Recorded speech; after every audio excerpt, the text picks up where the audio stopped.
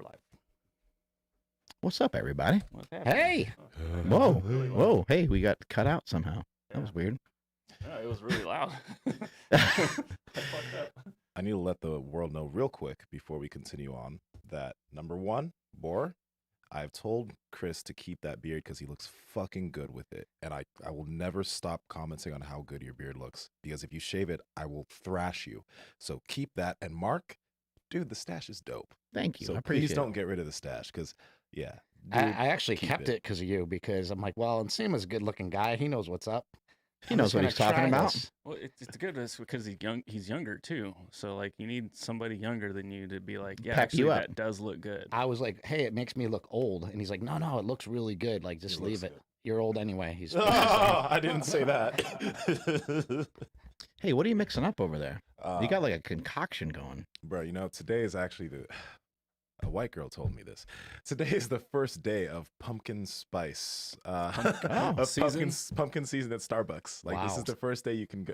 So, what do I have in here? Today's like National White Girl Day. It's National White Girl Day, pretty much. That's what it is. Wow, that's This great. this was a nitro cold brew with pumpkin, cream, foam, and heavy whipping cream. But then I added some of the Fairlife, you know, Oh, Fumble. Nope. chocolate milk. yeah, those are actually delicious. And did you guys know that they now make ice cream? Oh. Yeah. They make ice cream. High protein ice cream. It has more protein than normal ice cream by quite a bit. And then if you were to eat the whole, it comes in like a pint.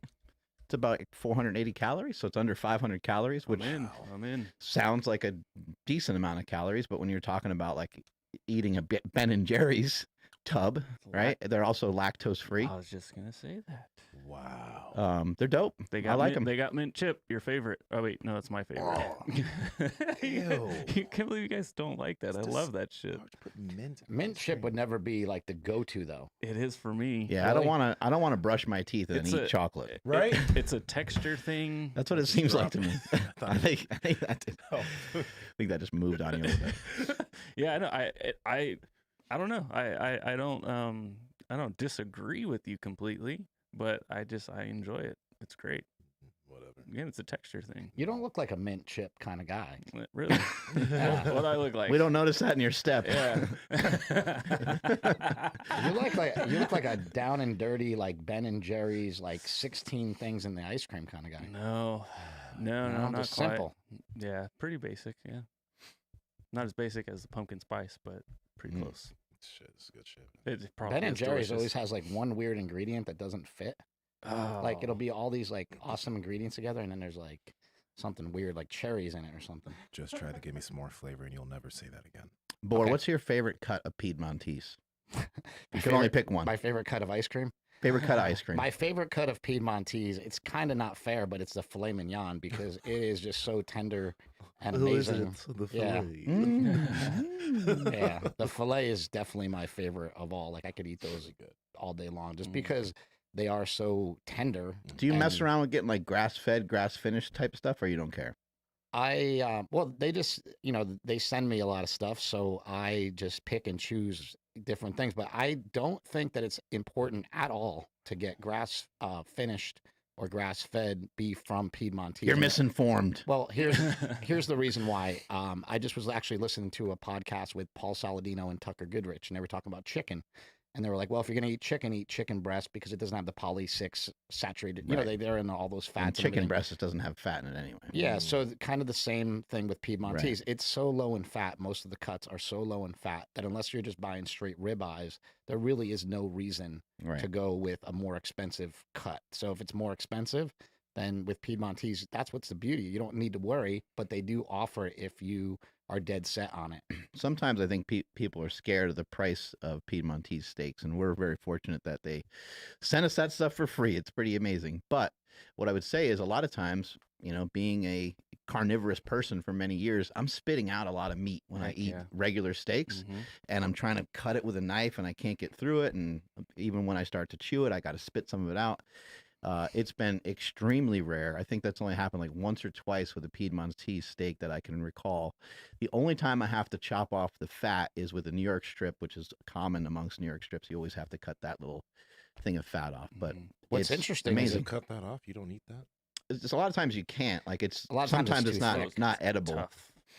So You're what, like, you guys oh, I've have been weak teeth or something? You're like, I've just been swallowing it. No, it's like it's not just fat. It's like tendons or whatever. They sent me a bunch eat of A little rubbery. They sent me a bunch of New York strips recently, and they don't even have that on it. Oh, They nice. don't even have they have like a very thin strip of fat along the side, Interesting. and they cook up really good. And it's great because, like you said, you can eat the whole thing, eat the entire thing. So that especially like those filet mignons that I was talking about, they're 8 ounces, and you eat the whole thing, and you're satisfied. You don't need more meat than that. I think the kebabs are pretty dope too. I have kebabs yet. I haven't cooked them yet. So you were just talking about like they have different meats in them. Yeah, what were they're those meats? pretty high quality meats. It's like I want to say they said it was a fillet, a ribeye. It's like it's a combination of a bunch of really you- really good meats. Have you tried the bratwurst yet? I have not tried the bratwurst. I'll yet. bring you some bratwurst to try. It's pretty damn good. I didn't know about this. It's like Don't you hate that? just a different notch. How does It's this a- feel, Mark? It's a Feels sideways. horrible. Oh yeah, you see what we say all the time. Yeah. So if you think it's horrible for you, how do you think I feel when I talk to the guys all the time and I go into Nugget and there's bratwurst and I buy it at Nugget because they never sent it to me? Those Like, how could you SOBs. not tell me? Come about the on, Joe. bratwurst? Yeah, Hook come us on, up, bro. Come on, Finnegan. What are you doing over there? Yeah, I've been digging the center cut ribeyes, the Nebraska cut.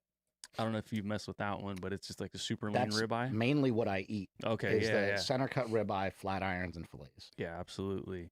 We love this stuff. You guys are, I mean, you're really slacking if you haven't taken the opportunity to try some of this. Just go this beef. order some. Stop being a pussy. Yes, for reals. Let's go. Head over to Piedmontese.com. It's PIEDMONTESE.com. At checkout, enter promo code Power Project for 25% off your order, and if your order is $150 or more, you get free 2-day shipping.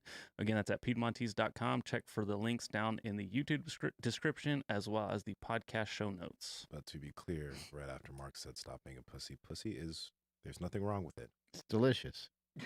And nutritious. It is Grass finished or no? Yeah.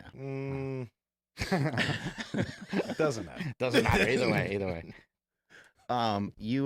We're gonna get into talking a bunch about Kratom today, but before we do that, you've been you changed your diet up a little bit. You're primarily just eating meat. Is there anything else in the diet other than just meat? Yeah, I went back to the simple. I think the best I've done on a carnivore diet was when we first went on Joe Rogan, which is about 2.5 years ago, I think now. And when I was on there, I started talking about like, hey, I'm eating meat and fruit.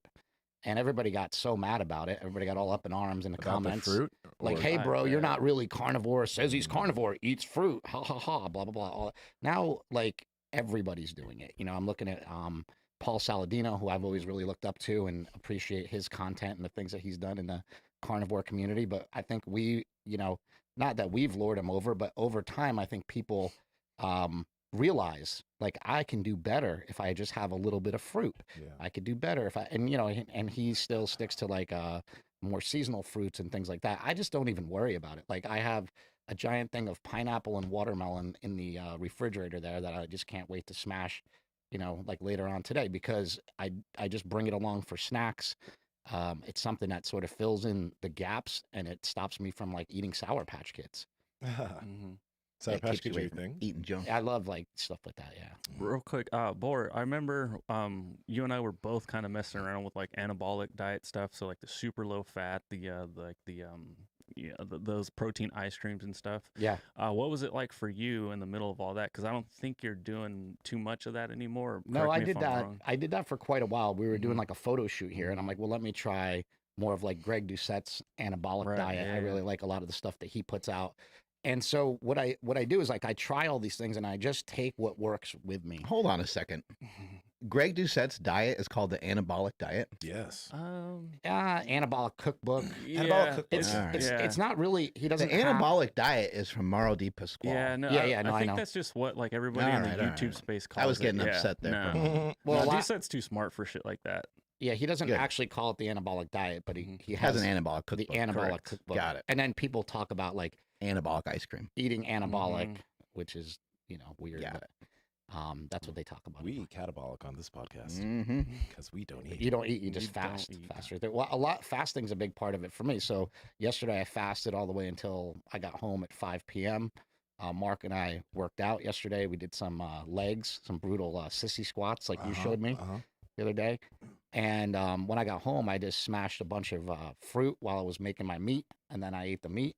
And then I ate some more fruit and went to bed. And so that was actually like pretty light on calories yesterday. It was almost like I fasted all day and then probably only ate like 1,500 calories at night. Do you count maybe less. calories? No, Calories. I don't count them at all because Don't count calories. no. TM, we've taken that. So if any of you guys, if I see any of you motherfuckers with that on anything, I'll kill you. Anyway, continue on. I'm sorry. No, I don't count them because I don't find it useful. Like I did do it when we did we were doing that photo shoot. I did it for like 3 months. I tracked everything. Mm-hmm. And I talked to Nsima a lot about it. And like, I believe in exactly what you say. It taught me a lot about food. It taught me that like, okay, you can eat carbs. You can eat popcorn at the end of the night. If you're hungry, just make it yourself, air pop it, make it yourself and smash a bunch of popcorn at the end of the night. And you're not going to get fat. And it was things like that that really helped me. Like if you want a white potato or white rice, there's hardly anything in it. Don't worry about it. Just smash it with like some low fat meat. And don't smother it in butter and sour cream and everything else, which you still could do if you have the calorie allotment left in your diet. But if you actually cut up a good piece of steak and smash up a potato and then put some, like broth on it or something like Stan does, it's delicious anyway. You don't really need to dump a lot of fat on things. And I've learned that over the years, because you remember when I first did keto, you always used to make fun of me. Like you'd be like laughing, going like, you're going to put that much butter in your coffee? And I'm like, yeah, the more fat, the better. And I actually did great on that, but I got skinny fat. So You did? Yeah. Back about 5-6 years ago, I was about 180 pounds on keto. And I actually have pictures of it. I look awful. I look probably the worst I've ever looked. Even I looked better fatter, because I just had such a weird physique at that point. Were you eating a lot of protein still, or was it like I was keto, eating keto? It was super keto. It was like when everybody was like, you're going to get cancer. 3-to-1 Yeah. fat to protein ratio. If you're going to eat more than 80 grams of protein, you're probably going to get cancer. And I'm like, well, I don't want that. So let me just do super keto. And it was mainly like bulletproof coffees all day and then like one meal at night. It was a terrible diet for micronutrients. And I didn't know a whole lot about micronutrients, to tell you the truth. The person that really taught me about micronutrients was Craig Emmerich, ironically, who isn't jacked at all, really, but he's Craig really, and Maria Emmerich. yeah, they're keto people, but they're just carnivore cookbooks and stuff. really brilliantly smart. And Craig's an engineer, and Craig gave me a sheet, like a meme that he made, or sent it to me, of like micronutrients that were in beef, and I just couldn't believe how all the micronutrients were in like beef and liver and all these things that I didn't know that they were in. They're in greens. That's what people try to promote to you. They try to tell you that they're just in greens. That was my problem. Meat. Was I was trying to eat all these different like fruits and vegetables to try to get all these micronutrients, not realizing I could absorb them a lot better from liver and from meat and from other things. Yeah. And then just sprinkle in a couple with the fruit, right? You A couple got- micronutrients I didn't get. You guys I know think- what's really interesting, real quick, and you guys can probably mention a lot of stuff on this, but I see a lot of comments when people are talking about guys like Ben Bickman or who's a PE ratio guy. Ted Neiman. A lot of people are like former engineers that come into the nutrition space and bring something really thoughtful and really beneficial. But then a lot of people comment, and this Emmerich individual that you mentioned, he was an engineer too. But a lot of people are like, oh, but they didn't go to nutrition school for it. How do they, like, what do they do? But they end up doing so well and helping so many people because of the way they think about nutrition. Yeah, they think about it as like a system. And I think if you look at Craig Emmerich, there's a lot of people that are like that. I think Tucker Goodrich has like some sort of engineering background. And I think there's several of them that are in Dave Feldman. He's like super nerd engineer, nerd in a good way. I don't mean to bash him. I love him. But it takes kind of a super nerd to sit down and go through all the data on cholesterol and things. Like, we're not going to do that. So it's great to have people that will do that for us and spit the information back out in a way that's easy to understand. I actually think that Ted Naiman has the answer. Like, I think that is like the one guy who has the answer to solve obesity. Like, a lot of people have good suggestions and good information, but the stuff that he teaches and preaches, I think, is like our way out, in a lot of ways. Yesterday, he posted something that said, good luck trying to eat this entire thing. And it was a celery stalk and it had 60 calories. He said the equivalent in a peanut butter cup would be 2/3 of the peanut butter cup. And it said, good luck trying not to eat an entire peanut butter cup. You know, things like that I think are really valuable for people to kind of recognize. Like, I can eat more of these other foods if I can get in tune with eating these healthier foods. Once you do that, it kind of encourages itself. It builds upon itself. You'll start to have good results. What are your results have been like lately in switching your diet, you know, and being more strict to primarily just eating meat? The main thing that I did recently, which I just think was like a miracle almost, like it always takes like something big in my life to change, you know, to make a change. And so like I hadn't done anything with my diet in a long time. And I was just getting frustrated because like it just wasn't working anymore. I felt like I wasn't working. I had stomach issues all the time. I always felt nauseous. I kept complaining about it until I talked to Michaela Peterson, who was like, just try my diet. Just go on beef, water, salt, boom. And so I did that. I only did that for a week. And then I went back to eating some fruit because it was dry. I literally had diarrhea so bad that I could not stop. It was like, you know, when Joe Rogan says, I don't trust my butthole, I know exactly what he means. And I hadn't had that problem before on carnivore because mostly I was eating a lot fattier meat and I didn't have any fattier meat. I just had Piedmontese. So I was trying to throw in some hamburgers and hot dogs into that and get my fat up and throw some butter on the, you know, even though she recommended not having butter, I had to. I had no other fat source really, and like rendered fat's even worse for diarrhea. Yeah, so just get those. What are those patties? Hot doggy patties. What was that? yeah, I just didn't have. I didn't have any, you know, like, and I just have a freezer full of meat. So I'm like, I'm just gonna go with what I have. So I did that for like a week or maybe a week and a half. And what I realized was that by just simply not having cream in my coffee every morning, not having cheese on my burgers, there was a lot of dairy. And then like Mark got me recently into cottage cheese and I was like killing that, you know, but I eat the whole thing. I just overeat dairy. It's addictive. It's an opioid. I am a former opioid addict. It's pretty easy for me to overeat cheese and dairy and things like that. Yeah, I remember this video. This is from an old Hustle Mania video where I'm you making were some you were bulletproof coffee. yeah, you're putting cacao in it, all kinds of butter, and Mark's like, that looks disgusting. But yeah, you look different back then. You look better now, but yeah, you were full keto, and this was, I don't know, maybe like 4 years ago. So Yeah, it's my still face is pretty all sucked. recent. My face is all sucked in. Yeah. Yeah. There it is, cacao butter. Yeah, dumping it all in together. Mark, why how much not? did you weigh right there, dude? Probably 280. Oh, yeah, me? Chris, how much were you there? Yeah, both of you guys. I was probably like 190, 180, something like that. I probably come in the best at 190. Right now I weigh about 200 pounds. But even before I talked to Michaela, I was weighing 210 for like 6 months. So just simply cutting dairy just dropped 10 pounds off of me pretty easily. And do you physically feel a difference when you drop dairy? Like, do you feel like you get like any type of physical my negativity from the dairy? Oh, physical negativity? Yeah. Because some people, like, when they're lactose intolerant, so like not only will their gut feel fucked up, but they're Like like they'll inflamed. physically feel Yeah. bad when they have dairy. Does that happen to you too, or does it just like It's- mess with your gut?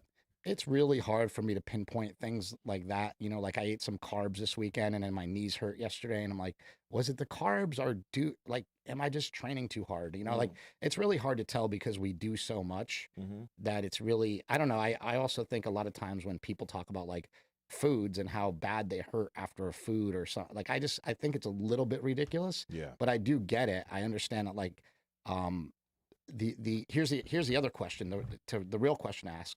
So over the weekend, my dad had a birthday party, and so we ate like a lot of barbecue, and there were some side orders, and I had some mac and cheese, and I had some other things just to have like a little tiny bit of everything. Yeah. And I felt horrible the next day.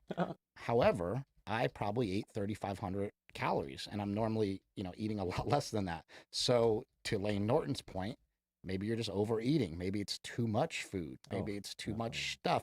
Or is it the actual food itself? If I just ate all the meat, like if I had the same amount of calories in all meat, would I have the same problems? I probably tend to think so. Yeah, I saw a ridiculous post from Paul Saladino, and I think as we move forward and as we continue to try to communicate about this stuff, it's important that we kind of call each other out here and there. And I think he made a post about Bill Gates, and it was like a picture, and he kind of had boobs and Oh, with the tits. yeah, and he's, you know, talking about his physique, right? And he's like, does everybody get it now? This is from seed oils.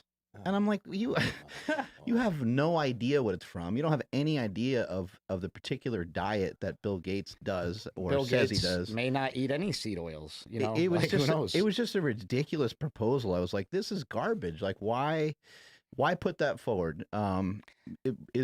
Does Bill Gates maybe have poor habits in his nutrition? Probably. He did kind of look like that statue, so I do get the point. Oh of yeah, like, I understand. Yeah, putting out, like I was telling I you didn't see yesterday, this putting post out now. something that you don't necessarily 100% believe in, but it's controversial and it gets people to comment and it gets people. yeah, we're talking about it engaged. right now. Yeah, we're talking about it right now, right? We're talking about him and we're bringing him up, and people go look him up, and it'll. It's just, in my opinion, it's dumb and it's untrue. I don't like that. I don't like if you're saying like that something's your opinion or something like that, or, but like the main thing to hit home with most people is that if someone doesn't have a good physique, they just probably don't have habits that would align with a better build. You know, that's all that it is. And it's not necessarily carbs. It's not seed oil. It's not saturated fat. I mean, we've tried to blame all these different things before, and we continued to send the wrong message across. Well, Bill Gates also owns the most farmland. Maybe he's eating meat all the time. Who knows? He grew up eating hamburgers. I mean, if you listen to Bill Gates' story, a lot of people want to paint him in this like ugly, dirty light. 73 or something. That he's trying to like destroy the earth and do all these things, but like nobody really knows either. And that's something that I find weird. It's like every time somebody brings up Bill Gates, they bring up some conspiracy that he's trying to like take everything over, and you're like, well, it's just not happening. You know what I mean? It doesn't seem to be playing out in the way that everybody sort of wants it to or thinks it's gonna, or I don't know. I think we want that like evil bad guy, like we want the emperor, the evil emperor, kind of like to look to, you know. He's 65, by the way. 65. 65. And And I thought he was older. that whole thing's like kind of fucking stupid just because there's so many like very in shape people who consume tons of seed oils in their foods and they're in amazing shape. I could eat a lot of seed oils. I was in great shape when eating seed oils too. So like what the fuck kind of sense does that I listen to make? a lot of podcasts with pro bodybuilders and a lot of podcasts with fitness influencers, right? And most of them eat like shit. Yeah. What are Most the of them eat bodybuilders horrible. at Gold's Gym? Remember, like, you know, they're eating like rice cakes before their training session a lot of times. Not that there's anything wrong with rice cakes, but, you know, rice cakes usually have like a bunch of kind of crap in them. And then while they're training, they were walking around with gallons of Crystal Light.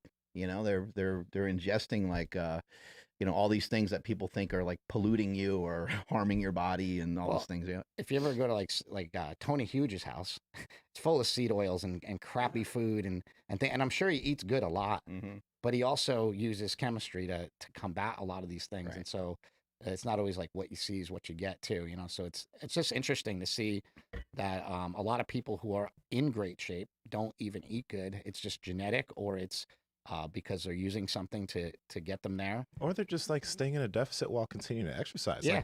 Like, maybe Tony doesn't eat that much food. Yeah. Maybe it's just that, like not all good food, but like it's not a lot. You know, maybe. I don't know. And then another thing is just like that whole type of, I guess, ideology in terms of like what Saladino just posted is the same thing that vegans do when, for example, they'll post something of someone who eats meat and say, hey, see, this is what a meat eater looks like, or fucking so that they can say, oh, with eating vegan, you can perform at a high level. Look at this one vegan high level athlete. You can do it. Like, what kind of, it's stupid. Like, it's so fucking dumb. Yeah, and it's like I Game like changers. when people like to identify with people like Zach Bitter. He's like, people identify me as like the meat runner, and he's like, but I eat a lot of carbs. You know, he's like, just to be honest, like I'm not the meat guy. I did a podcast with Sean Baker, but it doesn't mean that I'm the meat guy necessarily. You know, I think one of the take homes from what you've been doing with your diet for a long time and the different things I hear you get fired up and excited about,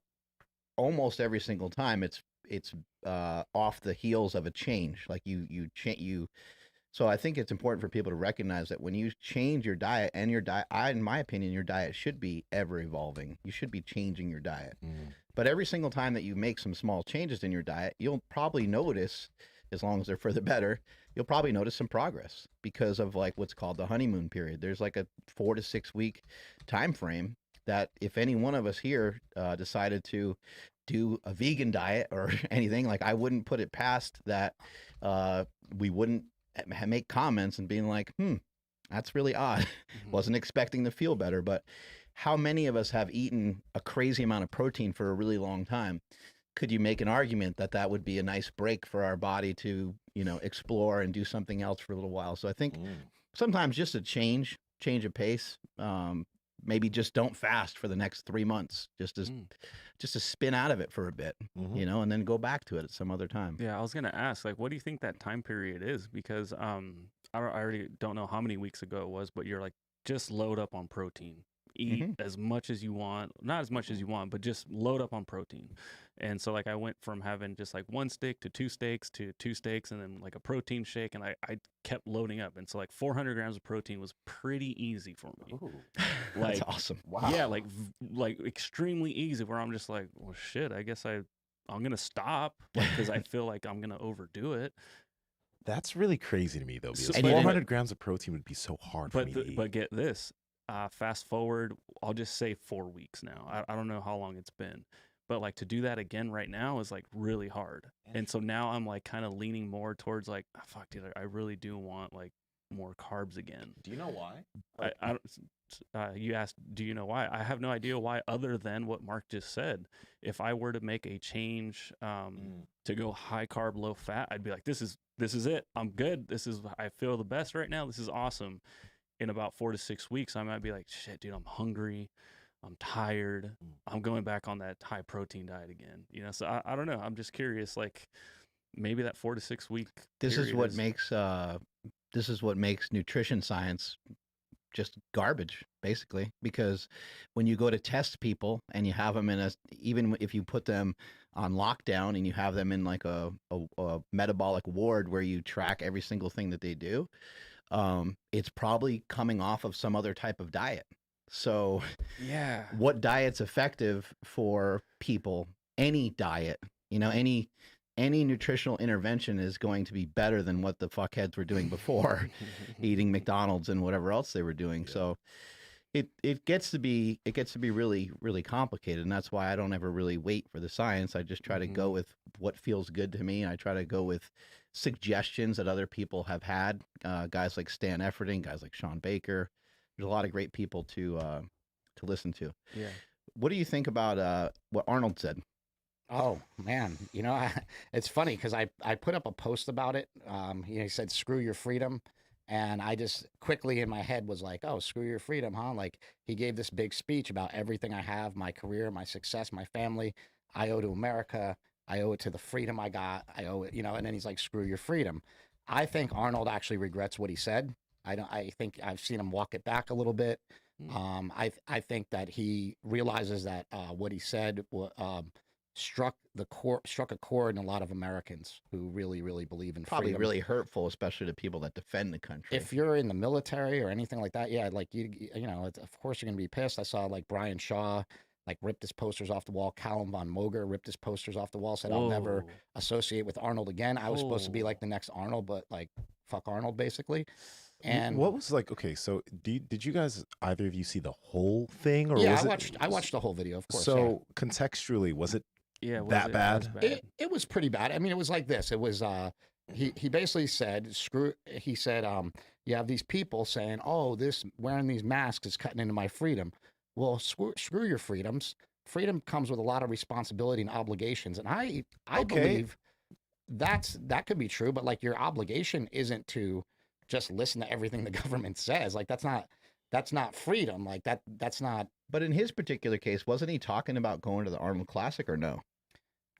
No, he was just talking about he was talking about wearing a mask, and he's like, you're a schmuck if you don't wear a mask. Ah. And to me, that's if even you were worse, to actually follow the science, wearing a mask doesn't do shit.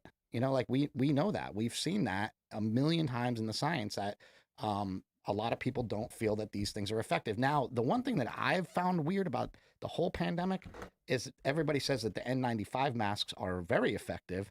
Why didn't we put all our resources into like making those? You don't even ever see them. Something mandatory. I've never seen one person with an N95 mask. Yeah. And like that would actually make sense if they're effective and whatever, and you have to wear them, like whatever. But in all, I put up a post about it, and it probably did better than any post I've put up. I got like 40,000 likes. It is interesting. You have a good point, because if we are like following the science, which a lot of people say that we're trying to do, then that would imply that we would be like, hey, let's try to work towards getting as many N95 masks as possible. Yeah. And what people said about that when I brought it up to people, they're like, well, then you can't have like cool designs on it and stuff. Like, why couldn't you?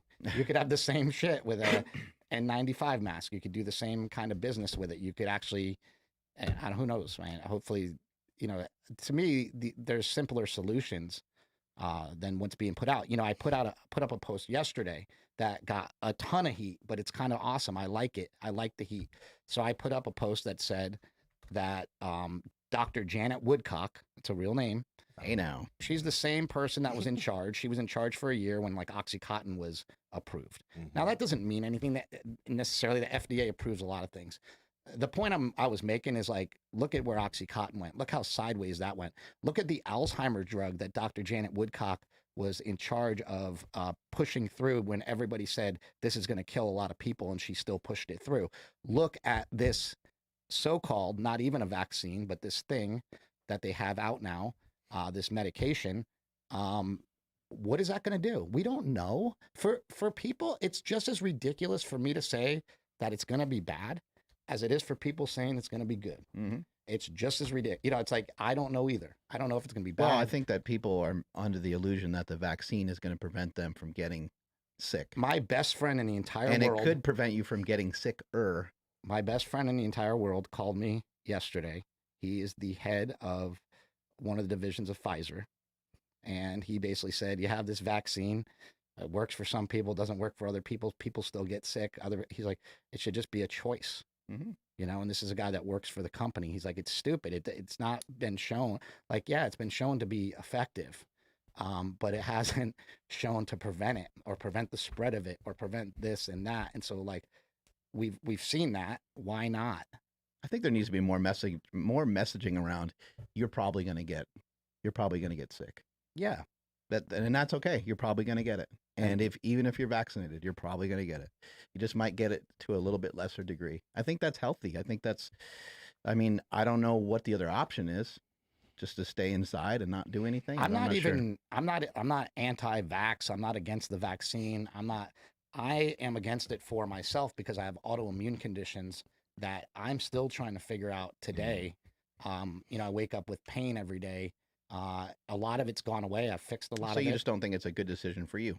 I don't think it's a good decision for me right now. It may be, but you know what? If they're like, hey, you can't shoot your next movie because you can't travel, I'll be like, yeah, give me this stupid shot. Like, I don't care. Like, it doesn't affect me that. If there's something that's going to like alter my life in a negative way, I'll probably just take it because I don't care that much. That's what happened to me. Like, I ended up getting it because like I needed to be able to go to all the jujitsu classes possible. There you so go. I got it. Like, I wasn't tripping. And I'm not going to be mad at you for getting it. Yeah, You know what I mean? but I hate you. real quick on the Arnold thing, man, I don't know. I think people are just over fucking reacting for some I think fucking so, attention. Because when you gave me the context of why he said it, okay, like, oh, like he has an opinion on masks. Screw your freedom. He wasn't actually like. People are fucking so emotional, like tearing off posters of Arnold on the fucking wall. Dude, really? Yeah, It gonna changes the fact that he inspired you to lift weights when you were a kid. I think It didn't change that. Are you that much? I'm sorry. Well, also, I mean, if we're That's gonna start to hit like the moral drum, right, and start to go to the beat of that, then I mean, he fucked his maid or whatever, Yeah. right? I mean, Yeah. and had a baby while he was married, and it's like, why is this the straw that broke the camel's Well, I back? was This is gonna odd. I almost wrote "screw your freedom, screw your maid, screw everyone," but I didn't do that because I didn't want to make it like super negative. I just my point of putting together a video, I was like, "Screw your freedoms, who needs them anyway?" Right? And that's actually a line from Mad Dog about his balls and bigger, stronger, faster. who needs them anyway? And so it was more like that. But like my point in doing that was just to show people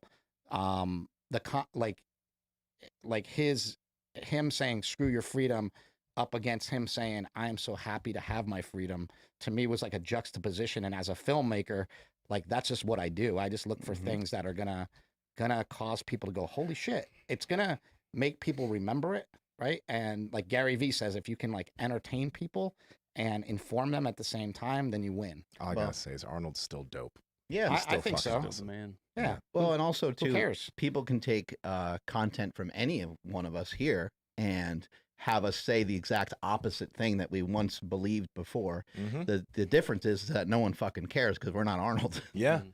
Exactly. And I think that, you know, like when you, he hasn't made a good movie in 35 years. I think like when Terminator 2 was the last movie he made that was good. Mm. But we still like him, you know, like we don't care. Like I don't care.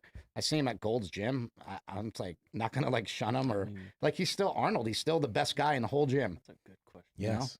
Bottom line. Oh, Jingle All the Way, was that him? Jingle All the Way. Oh, that was a good movie. Okay. That was a good I was joking, but He's in a lot. He's in a lot of good movies. But he's also like lately hasn't been in Yeah. anything like, you know, he's older. He's old.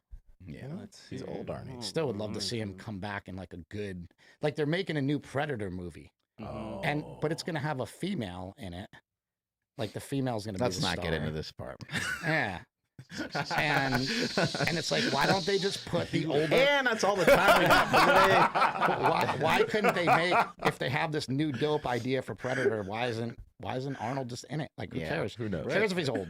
I can't believe he was Mr. Freeze too. That was Yeah. that isn't was there- that was a terrible movie. It was like the worst. Is it one. true that like Jean-Claude Van Damme was the Predator for a while and they like shot a bunch of stuff and it was horrible? He was too small. Yeah, he wasn't imposing.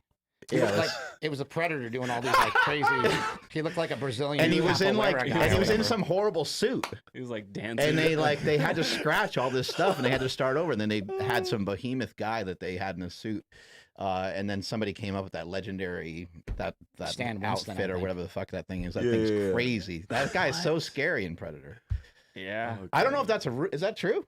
Do you know if that's true? It's somewhat true. I Some believe lure. they shot. I don't know if they actually shot the movie, but they definitely had like shot tests and different things like that. They're They like, this shot ain't test. working. Imagine like this ain't working. How big is Jean-Claude Van Damme as a human? Is he like what, 5'8" or something? Yeah, he's Yeah? not very tall. I was with him in Thailand Yeah. doing.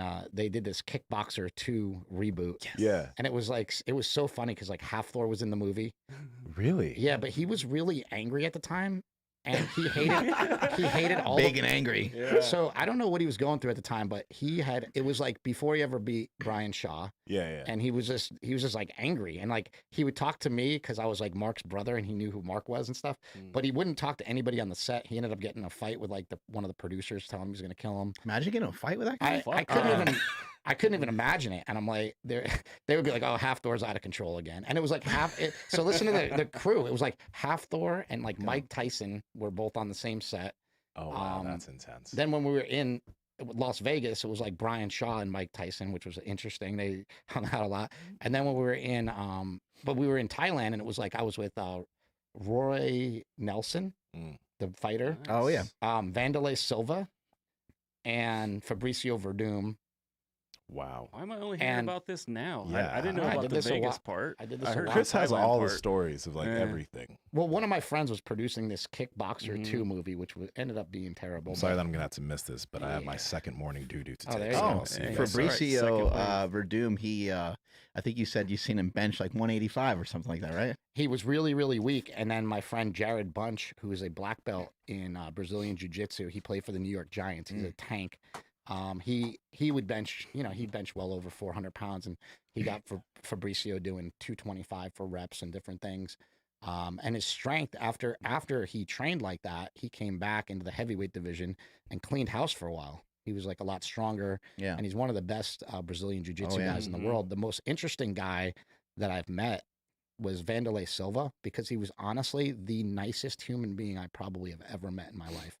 And I know That guy people was say terrifying. I know people say that all the time, but it's so funny when your name is the axe murderer and he's like holding the door for you and like, how are you doing today? Like Yeah. everything was so pleasant and nice. And I'm like, I think the axe murderer is a gimmick. Like it's more like Mm. he's so nice that they probably called him that. Well, also when you kick that much ass, you don't really have to like try to prove yourself to Yeah. like people on the street, right? That's what I figured. He Yeah. looks at me as such a non-threat. He's just so nice to us. Yeah. That's great. What do you think about all these different things that are popping up with. There's more and more HRT. There's more and more TRT. We see companies popping up left and right all the time.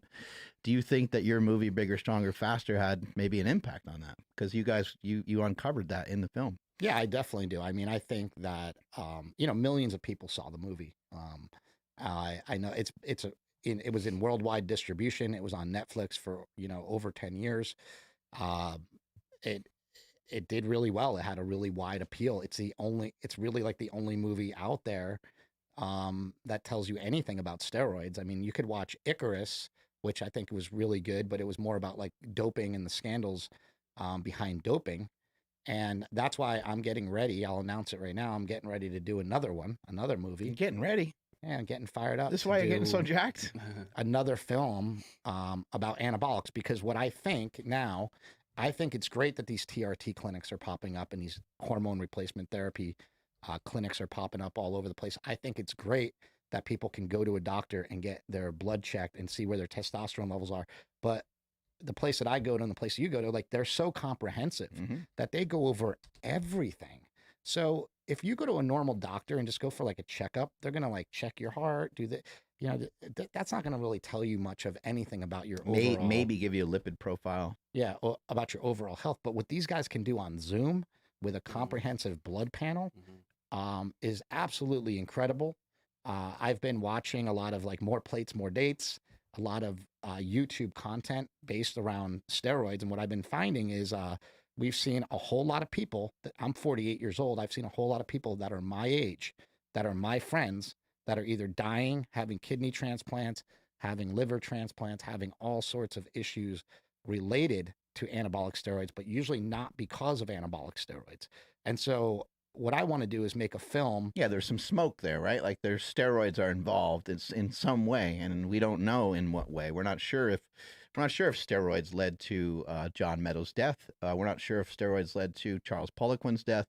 We don't really know. And recently we had Phil Hernon, who was a big time competitor. He just died. But you could say it probably didn't help. And he died of a kidney failure. And a lot of times, so I talked to Tom Prince, who'd be awesome for you guys to actually talk to one day, maybe. Tom Prince was one of the best bodybuilders, considered the smartest bodybuilder by a lot of people. He was huge. I remember John Cena was like a huge fan. Like when we used to train together, he would get to train with Tom Prince and be like, oh, I got to train with Tom Prince today. It was awesome. Tom Prince was well over 300 pounds. He was shredded. But now he's about 180. He had a kidney failure. He had a kidney transplant, dialysis, all those things. Boston Lloyd is going through some kidney issues right now. And I think, Boston, these people are so knowledgeable about all these drugs, but yet they still sometimes overdo it. And I want to just explore that. I want to explore like what is really going on in bodybuilding, but also like what can we do with what can we do for the kids, right? So you have 2 kids, right? 13 and 17, something like that. Yep. And if you look at it, there's a 14-year-old girl that they think is on SARMs, which could easily be your daughter, right? And there's a ton of 17-year-old kids on Trenbolone. I'm gonna have a conversation with Quinn, which could easily be your son, right? I learned it from watching you. Yeah, right. But see, that could be. I mean, that to me is so interesting and fascinating. Quinn, MK677. Why are you taking that? Why aren't you taking? You should be on Cartering. What are you doing? Yeah, to play volleyball. Yeah. Cartering will help you with the volleyball way better than MK677. Haven't you watched More Plates, More Dates videos? And I think, but I do think. Okay, so say she was on SARMs, wouldn't it be better for her to be watching good quality, scientifically sound information about it rather than? And my point isn't to do what Derek does. I love Derek. I think More Plates, More Dates is the best channel, one of the best channels on the internet. That and Leo and Longevity and Greg Doucette. I think those channels provide a lot of quality content. And my goal is to not be like them. My goal is to scratch the surface on the overall, the overall ethics and the overall, information that you need as a parent, maybe, or, as a friend. To talk to people about this, to get this out in the open. The whole reason to make a good, solid documentary about a subject is to spark a national debate. to get people talking, to get people yapping about it. And then more people will go watch More Plates, More Dates. So hopefully we can get Derek in the movie. Hopefully we can get Greg Doucette in the movie. Hopefully we can get some of these people in the film to talk, but also like some of the guests that they have on some of these things. Like I saw this woman, there's a bodybuilding coach.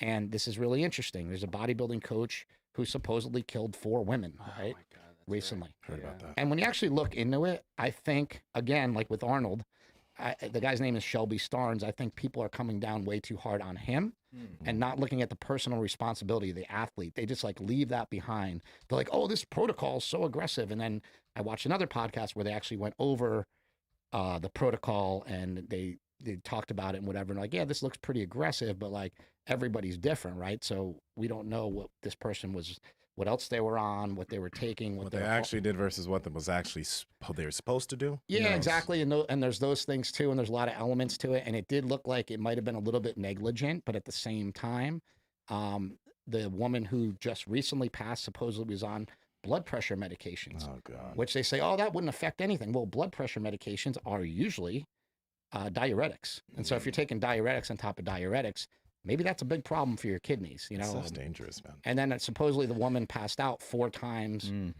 Like or 3 or 4 shows before that, she had been passing out. It's really dangerous to have high blood pressure and to take things that kind of like race your heart. Like those are deadly recipes. Even just something like caffeine, So I think if you have high blood the pressure, is not a great idea. protocol that people were talking about that was really dangerous didn't involve steroids at all. It was clenbuterol. It was 200 milligrams of or 200 mgs, whatever you take of clenbuterol, MCGs, yeah. I think, or maybe it's I don't know.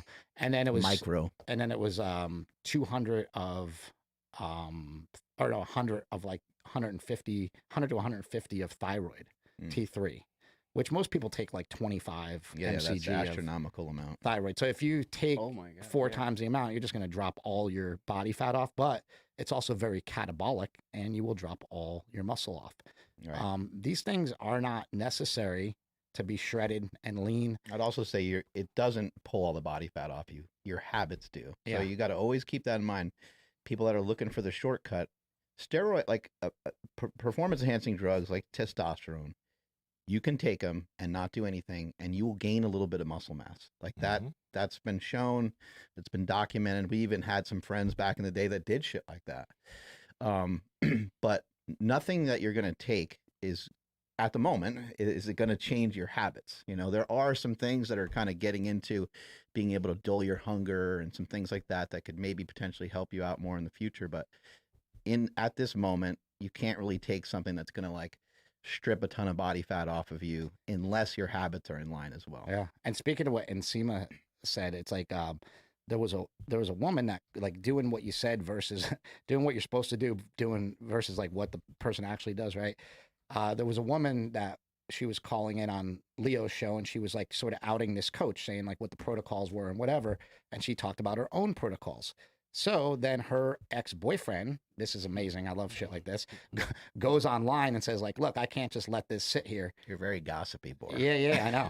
But it, like this girl, he's like, you know, this girl who's saying all this bad stuff about this coach, I was with her during this prep. She was doing LSD and Xanax and a ton of other things during her prep.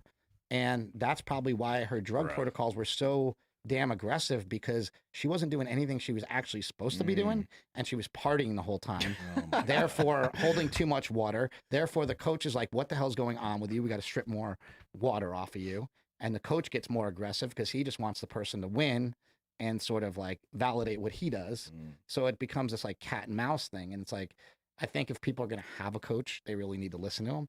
I think if they have drugs on a protocol that they look at and they don't know what they are, they need to spend, 3 to 5 days, like literally researching that chemical. I mean, there's millions of videos and articles and it doesn't PubMed even and matter everything. though, like how much research an individual does. It's not you're not going to understand all the fucking complicated interactions that happen in your body when you're putting these drugs in yourself. So at the end of the day, when you're going and you're like, this is what I want to do, and you hire somebody who's going to give you a bunch of drugs, you should understand there's a chance that my health could be in major fucking danger. Yeah. Well, that and that goes to the education, is like, if you educate yourself on it, then you can ask those questions, right? And so that the first part of it is like, I just think people don't know anything about what they're taking at all. Mm-hmm. And if they knew a little bit, then they could ask those questions. But I think you're right. Like the whole idea of coaching and the whole idea of coaching women to me, men coaching women, with drugs involved. It's disgustingly predatory, in my opinion. Like I think it's gross. Tell me, what do you mean by that? I'm curious about that. Most of the times we've seen it be a little shady. I just see most of the times the guys want to bang the girls. Yeah. You know what I mean? And I can't say that about all the coaches. I know that that's not true. I know there's a lot of great coaches out there that coach women. It's a little weird to me when a photographer or a coach only wants to coach women. You know what I mean? Like, that's like, okay, that's a little weird. I get it. I see a lot. I mean, look, I've been at Gold's Gym in Venice for over 20 years, so I've seen a lot of the shit. girls are always like, no, it's not a big deal. He's not like that. And you're like, I mean, most of the trainers, just to say predatory, most of the trainers I see at Gold's Gym, not most of them, but a lot of them walk around with their female clients with like their hand on their back. Like, this is mine, you know, like so that I'm kind happy of that thing. all the women I work with are online. Yeah. I work with the majority of men, but everyone's online. So Yeah, they're all online. And so I think there's a predatory aspect to it that can come in, not all the time, like I said, but it's there. Yeah, sometimes I see some weird shit, like you touching her like that. That's your I client, see it. sir. Yeah, sir. or like, you didn't do it to the 65-year-old guy you were training. I mean, I had a, you know, my girlfriend at the time, Lauren, she competed several times, and every guy was a pervert. Every person she interacted with, you know, besides Including yourself. besides maybe like she worked a little bit with Charles Glass, who was always great and always a gentleman, you know. Yeah. But there's not a whole lot of them, you know. We got talking about bigger, stronger, faster part dukes while you were taking a poop. Yeah. And how you're gonna It be the ended up main being focus. green, but I don't know why it sometimes ends up green. Anyway, let's keep talking about part 2. When is it gonna? Do we have like a potential release? So I'll tell you like what I've done so far. I've just been diving into research right now. I haven't filmed anything. Okay. Haven't done anything. I'm also thinking that You gonna poop too?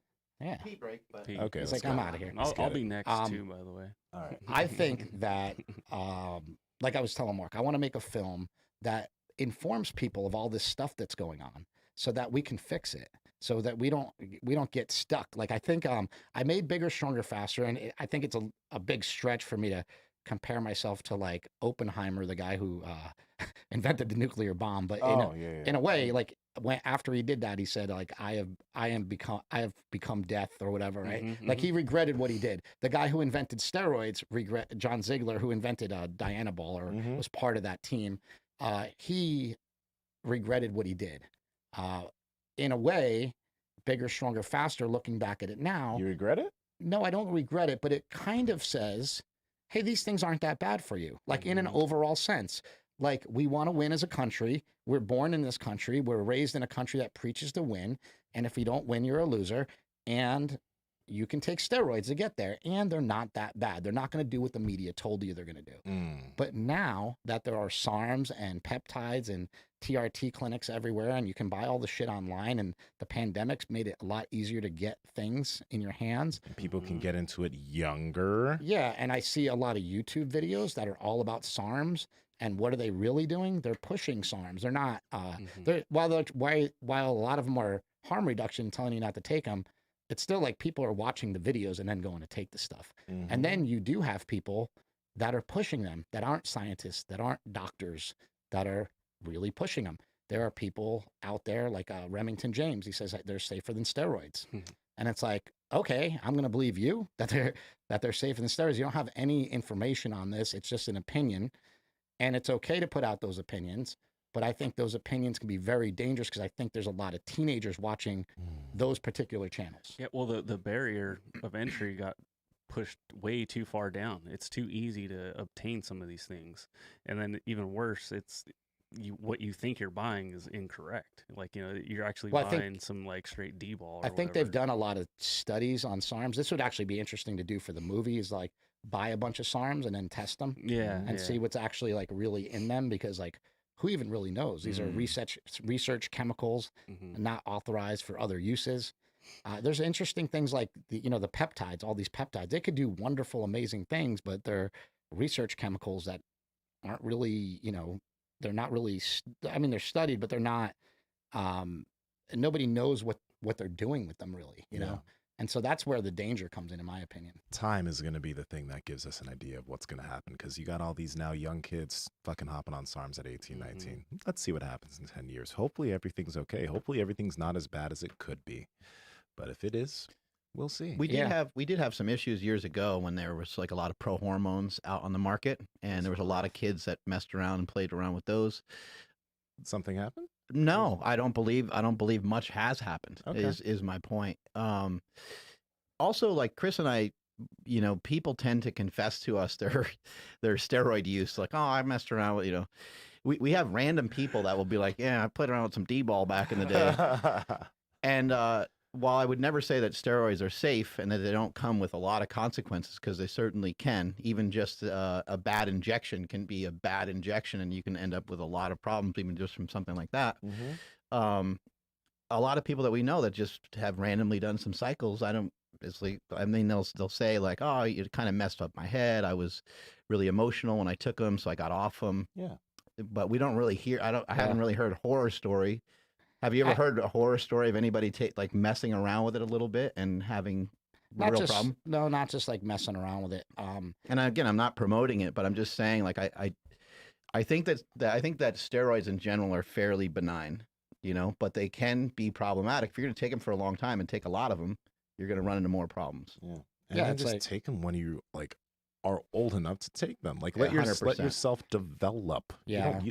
I think that's with any drug, and nobody understands that. Mind-altering drugs. The one thing that I really learned in rehab that I just think is really important, and I know that if any kids are listening that are under 25, they won't even listen to this, but it's probably the most important thing I learned is that your brain is not fully formed until you're about 25. They say like between 23 and 25. And like after that point, like messing with any drug is kind of okay. Like as long as the drug is deemed to be like legitimately safe or whatever, right? I wonder though, like what if somebody has like clinical anxiety? Like would it be better than taking an SSRI? Just to play devil's advocate, would it be better to like, I don't know, have a little bit of mushrooms or have a little bit of LSD or something? I don't know. Well, I see mushrooms would be different because like I would think like mushrooms would be could enhance people even at a younger age. And I think that's where we get into like these weird things. Is that like you want to give a kid like Adderall? Maybe because your brain's not fully developed. Maybe you might think this is crazy, but if I had a kid that was suffering from anxiety or depression, I would much rather lean towards giving them Kratom or maybe even trying something like mushrooms if they had depression and they were young than to do any of these other drugs. I would see that as a safer harm reduction route. That's not crazy. I think it's very reasonable. I think it's like, well, let's try Kratom first. It's like, it's less damaging. They're not going to get like stuck, you know, in the same way. Yeah, I've heard you in the past say similar things to what you just said about bigger, stronger, faster, but more on the end of like, yeah, we exposed it to a lot of people. More people were just like kind of either like Mark just said, admitting that they had tried it, or saying like, I want to try them now. But I've never heard you say what you just said about like, damn, maybe I'm the reason why people actually outwardly, you know, seek it. What well, I've had so many people come up to me. Okay, so I was gonna ask, like, what was it that like kind of made you you know, realize this? So I have so many people come up to me if we're at the Arnold or the Olympia or anything like that, and they're like, it's all high fives. It's like, hey bro, my girlfriend lets me juice now, thanks a lot. My mom, hey, I you know what? And I'll meet like famous influencers who will like sit down and be like, your movie was the breaking point where all of a sudden, and they're the influencers are influencing everybody to use steroids.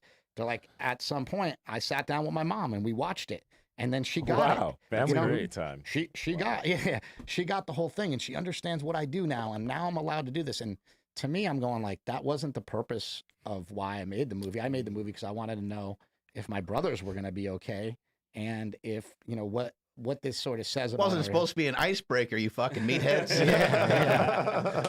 Yeah, exactly. And like, what do you? It's like I wanted to help people make sense of it, right?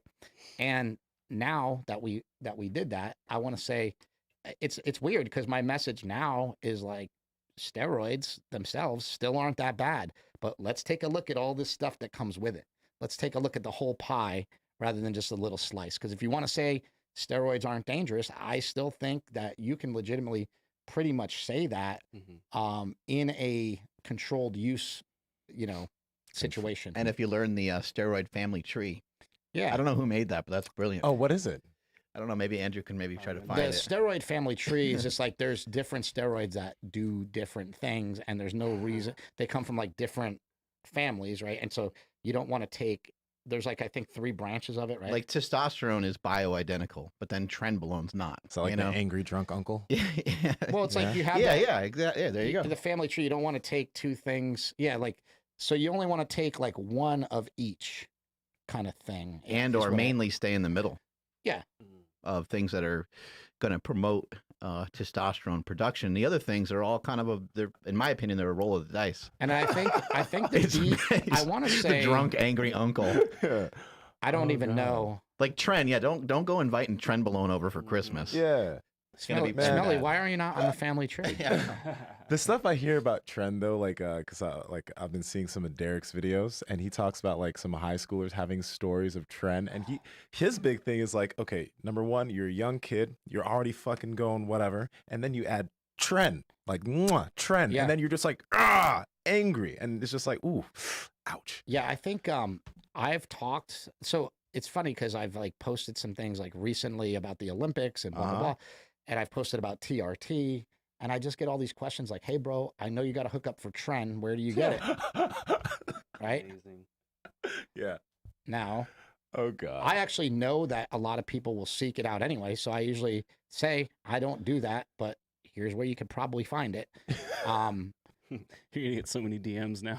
Well, you set yourself up. Well, I'll just say it right here. Boston Lloyd has a forum, and you can get anything on there. You know what I mean? I mean, he talks about it all the time on his own podcast. Is, so it's is like, he responsible with that stuff? Because I remember a few years ago when I was like, I was really kind of disliking some of the stuff he was putting forward because it just seemed really irresponsible. But is he responsible with that stuff these days? Or do you think he's always been responsible with it? So I don't think he himself is responsible, and I think he'll admit that. He's kind of a maniac. Okay.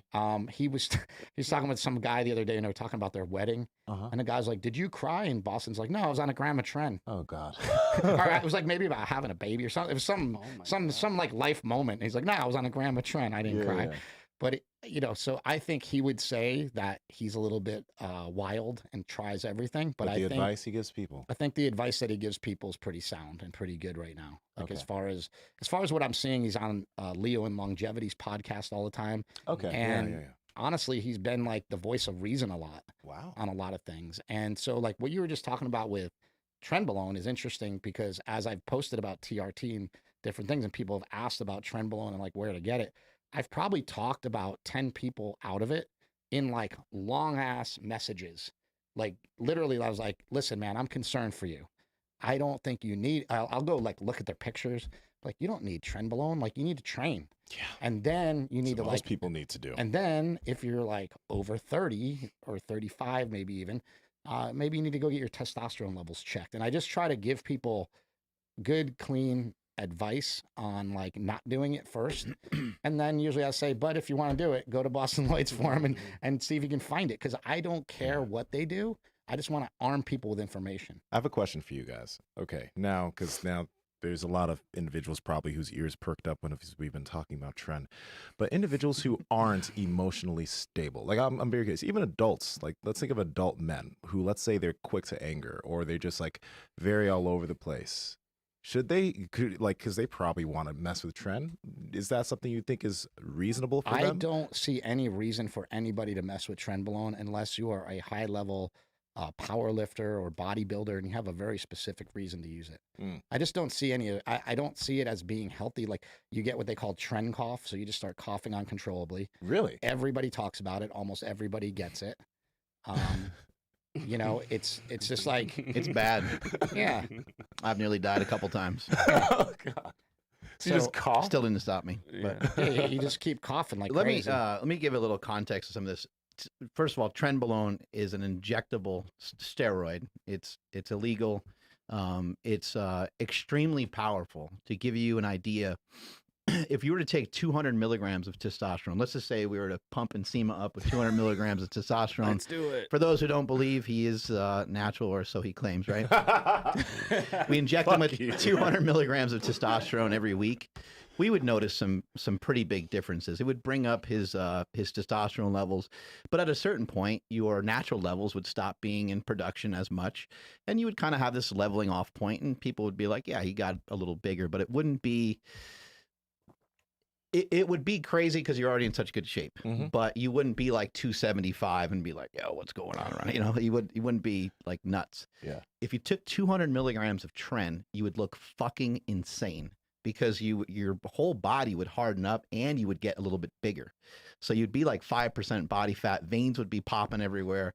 It would just look nutty. It would almost give you like that that polished, almost pre-contest look. Whoa. Not maybe not that like dry, but with like a couple weeks of good nutrition, you could do that. But Trenbolone is really, really powerful, and for anyone that has any mental issues at all, I would steer the fuck clear of it. The risk to reward ratio of performance enhancing drugs can sometimes be kind of good. You can be like, hey, I want to be better at this sport. For me, I wanted to try to lift as much as I possibly could, and those were the rules that I played with. And I was like, I want to chase these certain lifts and these certain numbers.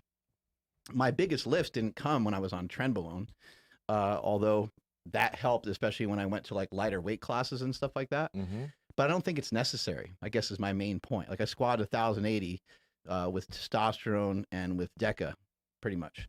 So you don't necessarily, I think that people think that they need that because it's so powerful. But I would say that you would be better off, not going with something like that. Yeah. Also, like with Trenbolone, like maybe there is a better way to do it. I've been hearing a lot of like people talking about like, hey, get on a testosterone base, do this, do that. Then maybe sprinkling some of these other drugs in. I love that. But think about it. Think about like you're like setting because you're getting a little of you're getting your hormone levels like straight first, and then you're adding in like a little bit of something else where you don't need to take so much of it. Yeah. Right. I mean, I've heard people taking 800 milligrams of Trenbolone and stuff on these podcasts, and I'm going like, oh my God, that must like be brutal, but they're huge. I mean, when you see bodybuilders and you see like professional bodybuilders out, Oh yeah. but like you see they have muscles on top of muscles on top of muscles. Yeah. You can't build shit like that without these drugs. Like you just can't, And so, it's enticing. Like I said, like your eyes were like lighting up when Mark was talking about Tren. He's like, oh, you'd harden right up. And you're like, oh, really? And it's like, it's definitely enticing. It's definitely like, maybe for a little while. But I think the problem is that Don't put words in my mouth, Chris. I want to point out you could really lose yourself though, because not only does anger issues happen, which can affect your relationships, but it'll also make you insanely horny, which can negatively impact your relationship too. So I know some people who have some horror stories based off of that. You can kind of read between the lines on that. And I've seen it happen many, many times where people have had issues with staying loyal or faithful in their relationship because of these things. So it's just something like just to consider, like just think about all that shit before you do it. And Tren is also not made by like a pharmaceutical company. I don't think there's pharmaceutical grade Tren as far as I know. Maybe there's it's made for cows, I think. Yeah, maybe it's for like horses or something. But the original Trenbolone came in like pellets, and people used to crush up the pellets, dissolve them, and have them in an injectable form, and you would take a lot less because you couldn't extract that much.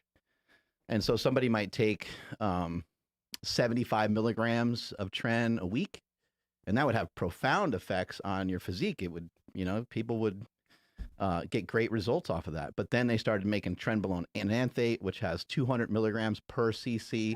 So people started taking 200 milligrams a week, and then 400, and then Trenbolone sandwiches all the way up to 1,000. I used to. Well, never mind. Oh man. Let's hope we don't go to the YouTube grave. Yeah, I was gonna say we're gonna be fine. Are any of you doctors? No. By any chance? Disclaimer. No. This is just comedy. So the whole reason. Do it, please. What's that? Nobody do drugs. Period. Don't do drugs. Don't do Tren. Drugs is bad. The whole Okay. reason I got into looking back into anabolics again was because of SARMs. And I had tried SARMs maybe like 2 years ago through like I met Tony Huge here at the gym. And I'm like, hey, let me try these. Let's see how they work. And they worked great, but I never got any of my blood work done during that time or whatever. And I just did them for a while, and I was already in good shape. I was doing carnivore, and then I just got in better shape. Like Mark said, I just kind of like hardened up, looked leaner, and for like a while I was pretty lean, you know. And then I ended up like putting, you know, you go off these things, you end up putting weight back on again, blah blah. So then like more recently, I hit up Tony, and I'm like, hey, let me try some of this Rad 140. I hear it's amazing for like strength gains, right? And I also saw a lot of videos online saying that like Rad 140, I saw the wrong videos, put it that way. They were saying it's not really suppressive of testosterone. It was invented to use instead of testosterone replacement therapy. I watched all these different things. This is a while ago. And then I decided like, okay, I'm going to use this. So I got like 2 bottles of it. I'm like, I'm going to just do it till I run out basically. Yeah. And I did that. And at the end of it, I felt horrible. And I didn't really look that much better. And I was thinking like, well, what is really going on in my body? Like I need to find out. My feet hurt so bad. You know, I walk around the block here about 5 times every day. I couldn't make it around once. My knees, my ankles, my feet, my shoulders, everything in my body ached and hurt. And so I went and got my blood tested, and my estrogen levels were like almost 0. My testosterone was 51. And my free testosterone was 8. Jesus. Those are not good numbers. No. So I went and got on TRT, and Most people's testosterone would be about 10 times higher, just to give people a reference point. yeah. So you want to, you know, between like probably 500 and 1,000 or something, right? Like, but I went back to TRT, and now that I'm looking at it from a TRT standpoint, it's like a completely different, like now I feel like I know what I'm doing. I feel like I'm being healthy. Like I know that my liver is in great function. I know that, you know, all my numbers are good. My cholesterol numbers are good. I know all these things are good, but they were out of whack when I first went to the doctor. Then I went for a second follow-up, and he's like, hey man, your stuff looks amazing. Cause I still eat good and I still train hard and all these things. So everything actually looks really good now. At 48 years old, like I am not going to mess with my health again. So I'm just going to continue to stay on this because I feel like, I don't know. I mean, maybe I could eventually go off of it, but I don't really think that there's a reason to. I think my numbers would probably plummet back down because they've always been pretty low. I know that they were suppressed specifically because of those SARMs. I know that. So I know that some of that would come back naturally. But I feel good right now doing this. And you know, I do 2 injections a week. It's like 100, I think it's like 100 milligrams each time. So it's 200 milligrams a week, and a little bit of DHEA, because that helps you to like use your free testosterone or something. They told me, I don't even remember exactly what. But just being on those things and having a plan just to me seems so much better. And I would just never do it any other way now. It's like, I can't unsee it now that I saw how bad the SARMs like damaged me and how good I feel now. And I can't unsee that. You know? Do you feel a little bit like you did when we were young and we went to the gym and like we'd hit up, you know, World's Gym and the Atrium and No. Mid Hudson Bodybuilding and stuff? No, because the one thing I'm trying to get back is like an actual passion for lifting.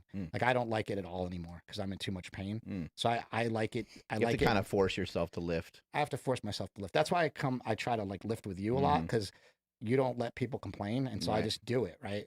But I don't like it at all. Like it's like people say, I saw Jay Cutler on a pec deck, like best part of the day, and I'm like, that's the worst part of the day for me because shit hurts. Yeah. You know, like I'd rather just be sitting around. You can kind of you can Ron Penna it maybe, and you can say, I hate the result of not lifting worse than I hate lifting. You know what I mean? Worse than I hate the pain of lifting. I mean, think about it. I lift almost every day, so I can't hate it that much. Right. Yeah, But what I'm saying is you're like, interested in it and somehow. yeah, what I'm saying is that I don't feel the same way like.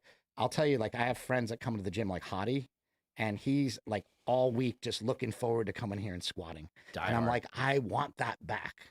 Like I don't know how I can get that back. I think it's just by getting out of pain. So I think it's by, 100% eliminating pain that would help me get back to that. But I'm not there yet. So it's like, and also like it's a little bit different like lifting here, because a lot of times I'm just lifting by myself.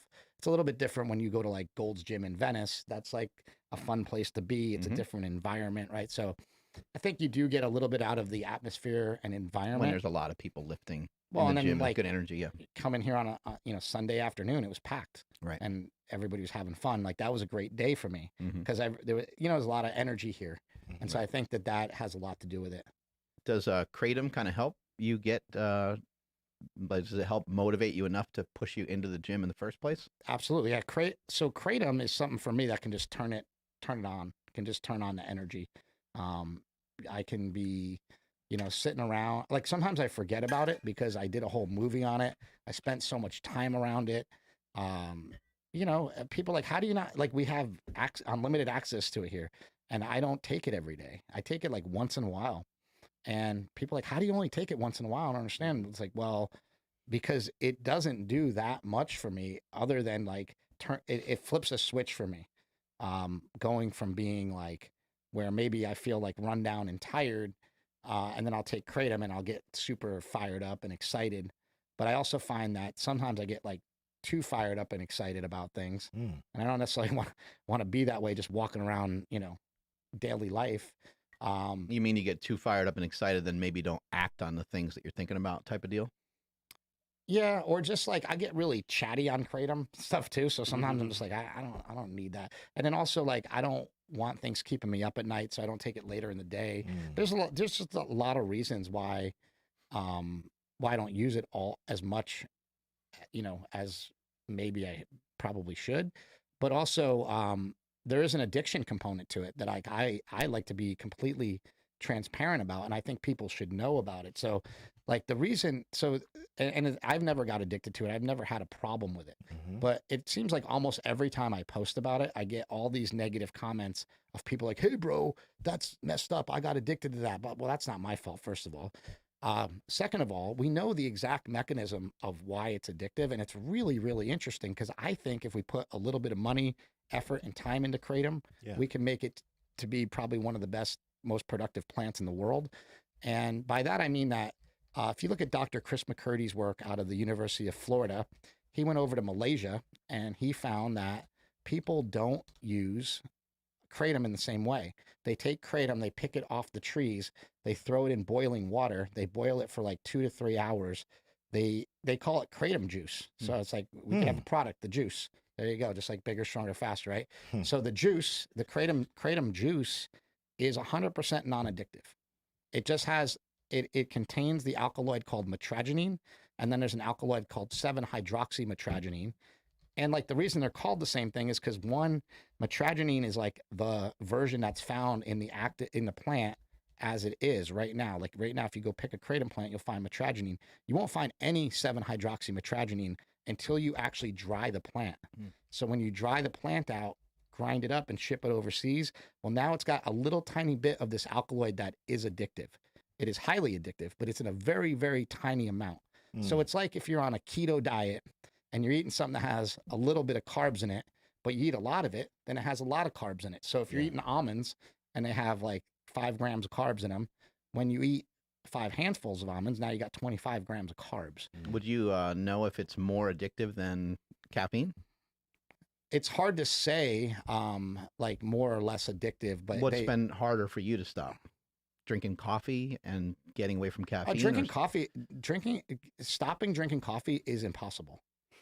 I can stop Kratom way easier than coffee. I can personally, but I know people. I would say the same is true with myself. Same here. Just my own experience. I drive through Dutch Brothers every morning, and I almost like try to go past it sometimes, and I almost like there's like a tractor beam that pulls you right in. I'd like to personally say that I sometimes don't think that getting kind of, as weird as this sounds, getting kind of hooked on something, I don't think is necessarily always a horrible thing. The problem is if you start to take too much. If you start to ingest way too much caffeine, if you start to ingest way too much Kratom. So, and a lot of the influencers I've seen that talk negatively about Kratom are people that I would say when they kind of stumbled upon the drug, they had a lot of issues previously. with their own interpretation of the way that they thought about things. And then they're taking like grams and grams of kratom, and then they're like, man, this shit's really dangerous. I think, And I would agree, in those circumstances, if you're taking grams of kratom, then it would be a great idea to try to remove kratom from your plan for a while. yeah, and there's some people out there that are like influencers that I really look up to. I love Psych Substance. This guy, Adam, he does a psychedelic sort of podcast kind of YouTube channel. A lot of great videos. He does like a lot of things where he'll just take drugs like right on camera and show you what happens to him and, different things like that. And he did a podcast with Derek from More Plates, More Dates, where he talks about like kratom forced him, and, I know you hate that. It made him to go on TRT because he said that it lowered his testosterone so low. Now, I don't think that's actually true. They've done a study on testosterone. They've only done one. They haven't done a lot, so it'd be hard to tell. But I don't know that it necessarily lowers your testosterone levels, but it can raise prolactin levels. And I think you guys have talked about that on this podcast. So that could be a reason. But also when he shows you, he's like, it's because of this stuff. And he's like, he has a giant cup that's this big as this thing. And he's going like this with kratom, like a bunch of powder, right? Yeah, like grams of kratom. And I really would love to talk to that guy like on his podcast, because I think that if he knew what I knew about kratom, I just don't think people know about it. They're not aware that when they're taking that much kratom, they're taking a high amount of an addictive alkaloid. But if they were to reduce that amount, they'd still get effects from kratom, And also, if somebody has a real problem with kratom, like this guy Adam, he's like, I can't quit kratom. I could go to his place with one capsule of ibogaine and get him off kratom forever. Like that. It's things are that easy. You just have to know about them. And you also know what I'm curious about, man. Like, I'm really curious about all of this stuff in conjunction with consistent exercise. Because initially, some people might take kratom to get them going so they feel the motivation to go to the gym. But like, I use it. I've never felt addicted to it. It just I think you guys take a lot more of it than I do, to be honest. I don't even take it every day. And like, if I do ever take the capsules, it'll be like 2 or 3. So it's not something that I feel like I need. Like, I don't. I've gone days without it before. But the thing is, I'm curious, like, if somebody consistently exercises, right? And then that's part of what they already do. And then this is added to that. Like, because I've used that shit for years now, right? But I've continued to make physique progress without any other substances, right? And if it lowers testosterone or causes someone to go on TRT, maybe that's somebody because he doesn't actually fucking exercise. Yeah, that's that like could be true too. He didn't really work out that much, right? He has a great YouTube now channel. he's super busy. Now he's jacked because he's on TRT. But he's also working out, like you said. Also, he's working out now. So I mean, like, you need to, like Mark said, didn't you just say, like, you need to have the habits? Yeah, your shit together, yeah. You need to have your shit together. You need to have these habits in line before you just want to throw some substances at yourself and say, maybe this can fix me. Yeah. Well, and he was also very honest about it, but it's like, I feel like sometimes, like, out the gate, somebody said, I think, like, his particular video, he's got 2.5 million followers. So in the beginning of his video, he sort of blames it on kratom, but then he doesn't really walk it back until way later. He actually does say it might be the kratom, it might not be the kratom, but like right in the beginning of the video, the views you got to hook them. The views are in the first couple minutes. So when you're like, it's all because of kratom, then people are like, oh, it's the kratom, I better get on TRT too. And it's like, maybe you're leading people down a path that they don't need to go down. But I do believe that people reducing the amount of kratom they take is a great idea, and giving yourself breaks from it so that you don't need it all the time is a great idea. I think that it's not good to lie to people. So when I was making a leaf of faith, all the people in the kratom community were trying to get me to say that it wasn't an opioid and that it wasn't addictive. And I'm like, well, I can't say that. We have seen people get, dependent, addictive. To me, it's the same thing. You're trying to use a kinder word by saying dependence, right? But you're saying addictive. I can't actually say that it's 100% non-addictive because we don't see that in the science. We see that it could be slightly addictive. Like they say, like coffee. It could be more than that. It could be less than that, but it's sort of in that family. You don't have the same kind of hardcore withdrawals as when you come off of opioids of, the opioids of addiction that we were used to. And it doesn't cause it doesn't cause respiratory depression. So most opioids produce this thing called beta arrestin. Mhm. And that's what you have to be careful about with opioids. You could take all the kratom you want, and I don't know all you want, but I mean, you could take a hell of a lot of it and you wouldn't die from it. You're not going to stop breathing because of it. Mm. So the only person that I know that's ever died on kratom alone, and this is actually really, really interesting because we see this fad on Instagram and TikTok all the time where people dry scoop pre-workouts. And people like, oh, that's stupid because, like, first of all those things need to be mixed with water in order to activate in the body. Mhm. So you're not doing anything by dry scooping it unless you're drinking a bunch of water after it anyway. Secondly, the only guy I know that died from kratom dumped it down his throat and had a pulmonary embolism. Oh, fuck. It's like cinnamon. I mean, it doesn't mix. You know what I mean? Like you put it in water, It's it doesn't. Yeah, it's hydrophobic. So Right. it you put it in water and it scrambles. It's like it doesn't soak in. Now, what people don't know is if they are using kratom powder, because I don't think there's anything wrong with using a kratom powder, and I think this is actually delicious. If you take a normal amount of kratom, like 1.5 grams, 2 grams of kratom, and you put that in some full fat like coconut milk, it mixes right up because it's That fat. it's fat soluble. So it'll mix in fat, but it won't mix in water. And so you'll see people making all these gross concoctions with kratom, and you're like, dude, all you need to do is put a little bit of fat, a little bit of heavy cream in there, and it'll mix right in. Oh, wow. Have you noticed with any drug, like it seems like things are just dose dependent, right? Like alcohol, you know, with 2-3 drinks can feel pretty good, and the downward feeling of coming off of being high from alcohol is not bad when you had 2 or 3 drinks. Maybe the same can be said for THC. Maybe the same could be said for kratom. Heroin. Right. I mean, Dr. Carl Hart, you listen to Dr. Carl Hart on Joe Rogan, Mhm. who is a professor who says, I use heroin all the time. Doesn't he use cocaine too, or is that a different guy? Yeah, he uses everything. Yeah. So now, Excuse me. Yeah, he loves cocaine. Yeah, talks about it all the time. Oh, I mean, and so yeah. the reason, But heroin. yeah, but the reason why I have a picture right here that I was looking at yesterday of heroin. It's like, it used to be a medicine, you know, so I have a picture of it on my phone that I found yesterday of like, it has a medical, you know, Yeah. it's in a bottle and it says heroin by Bear or something like that, you know, Mhm. and it was from back in the 30s or something like that. And it used to be used as medication. It makes you feel great, Yeah. but you don't need a whole lot of it. And so people used to use these things in small doses. What happens is everything grows. Like, I mean, remember it used to be, it's like, look at the steroid protocols we were talking about, how they've grown and flourished into like, now there's 60 different drugs in it. Mhm. And, you know, they're all at really high levels. That's the same exact picture. That looks so happy. Like, That's the it's same- heroin. Yeah, and a lot of in a lot of lifting, a lot of magazines that promoted, you know, building up muscle, bodybuilding magazines. At the end of it, saying that the guy had oatmeal and eggs and all these different foods for the day, and it explained his training protocol. It would say that he had, you know, 2 tablets of Dianabol. It was just like normal, like well, it was just, but the dosage wasn't through the roof. Yeah. And I think that that's with everything. It's like, we have to be aware of like, are there good drugs and bad drugs? Like, I don't know. I mean, I'm sure there's a couple of like weird substances that do really weird things, but for the most part, I mean, like cocaine is still actually legal. It's not like highly illegal. It's not as highly illegal as it's like a Schedule II drug, I believe, because they still use it in medicine for, you know, for like doing different things. I can't think of like one negative thing that I've had happen via kratom. Via, I thought you were know. gonna say via cocaine. I was like, whoa.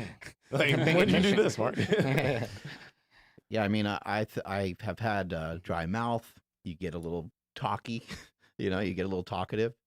When I've done 2 of the Potions. Yeah, it was that the podcast. and yeah, yeah, that we did that. We were high. You That- guys were really I should tell high. you, like, there well, are. just the higher you get, I think the lower that you come down, and I think it's just true of everything like from when- caffeine Remember to I whatever. told you about the mushrooms I did the other day? I took about 8 grams of mushrooms, and I went to a different planet for a couple hours. Seriously, I Bro, went. you went to a different planet. Yeah, Before Elon Musk. I went. Take that mic drop. Let's talk Yeah. about this real Yeah, quick. for What's real. Went up? to a different planet. Had an amazing experience. But when I came out, I had all these ideas and like, I'm gonna make this movie. I'm gonna do this. I'm gonna do that. Had all these ideas, and then when it came crashing down, I felt so low and depressed and like I had nothing. Mm. And so I'm like, oh, that's the trade-off. Like Mhm. that's the trade-off for how much fun I just had. Like now I feel like I can't do anything. And then that lasted for like a whole day. And then people Oh. continue to seek that out. That's the thing. Like people feel that, and then they're like, I need more of that. So they do it again, and they do higher and higher doses. Well, luckily for me, I was like, I don't want to feel that again. So next time I do a big dose, just stick to like 5 grams. That's plenty enough Mhm. to get you like that's still a heroic dose, and that will get you to another planet anyway. But what you just mentioned right there, that's the same. Like that's the same thing when people like take kratom, because I've never had a bad experience with kratom, but I've never continued to seek out higher and higher feeling. Like it has a function, right? I'm not continuing to just like chase that. When people try to chase something that a substance is giving them, and they try to chase it more and more, you have these great highs, and then you have these continuous lows. And by trying to get away from the lows, you want to get higher and fucking higher. Can't do that. Yeah, I think you know what's interesting to me is it's like honestly in the past couple of years, the thing that's been the 100% without a shadow of a doubt most addictive thing that I've put in my body is marijuana by far. Oh yeah. By far. Like if I start doing like edibles or doing whatever, like I want to do them like every day just because it feels good. Like I feel good. Mm-hmm. And then you know with pain and everything, you're like you get home, you're all achy, whatever, and you take cannabis, it's like a double whammy kratom. It's like it'll get rid of the pain, but it also just kind of put you in a different state, you know? And so for me, I've had problems with it where I was just doing a lot of edibles for a while, and it got to be really expensive. And I'm like, this is just ridiculous. Like I don't need this. I just want this, Yeah. you know? And I've come to realize that.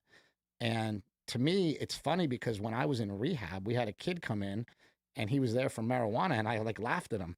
And then there I am a couple of years later, because I don't drink and do prescription drugs anymore. Yeah. I don't believe in sobriety anymore. You know, I went through rehab and I went through all these things, and I don't believe in walking through life 100% completely sober. I think that that's like more of a moralistic choice, like being a vegan or being a carnivore or being like, you know, we're like, I'm going to be sober. And it's like, well, why? There's so many cool things you can explore with your mind where they're not addictive. They're not going to mess you up. They're not going to put you in the same position that you were in. So I know a lot of people that are like, they were alcoholics or they were drug addicts, whatever, and they don't do anything now.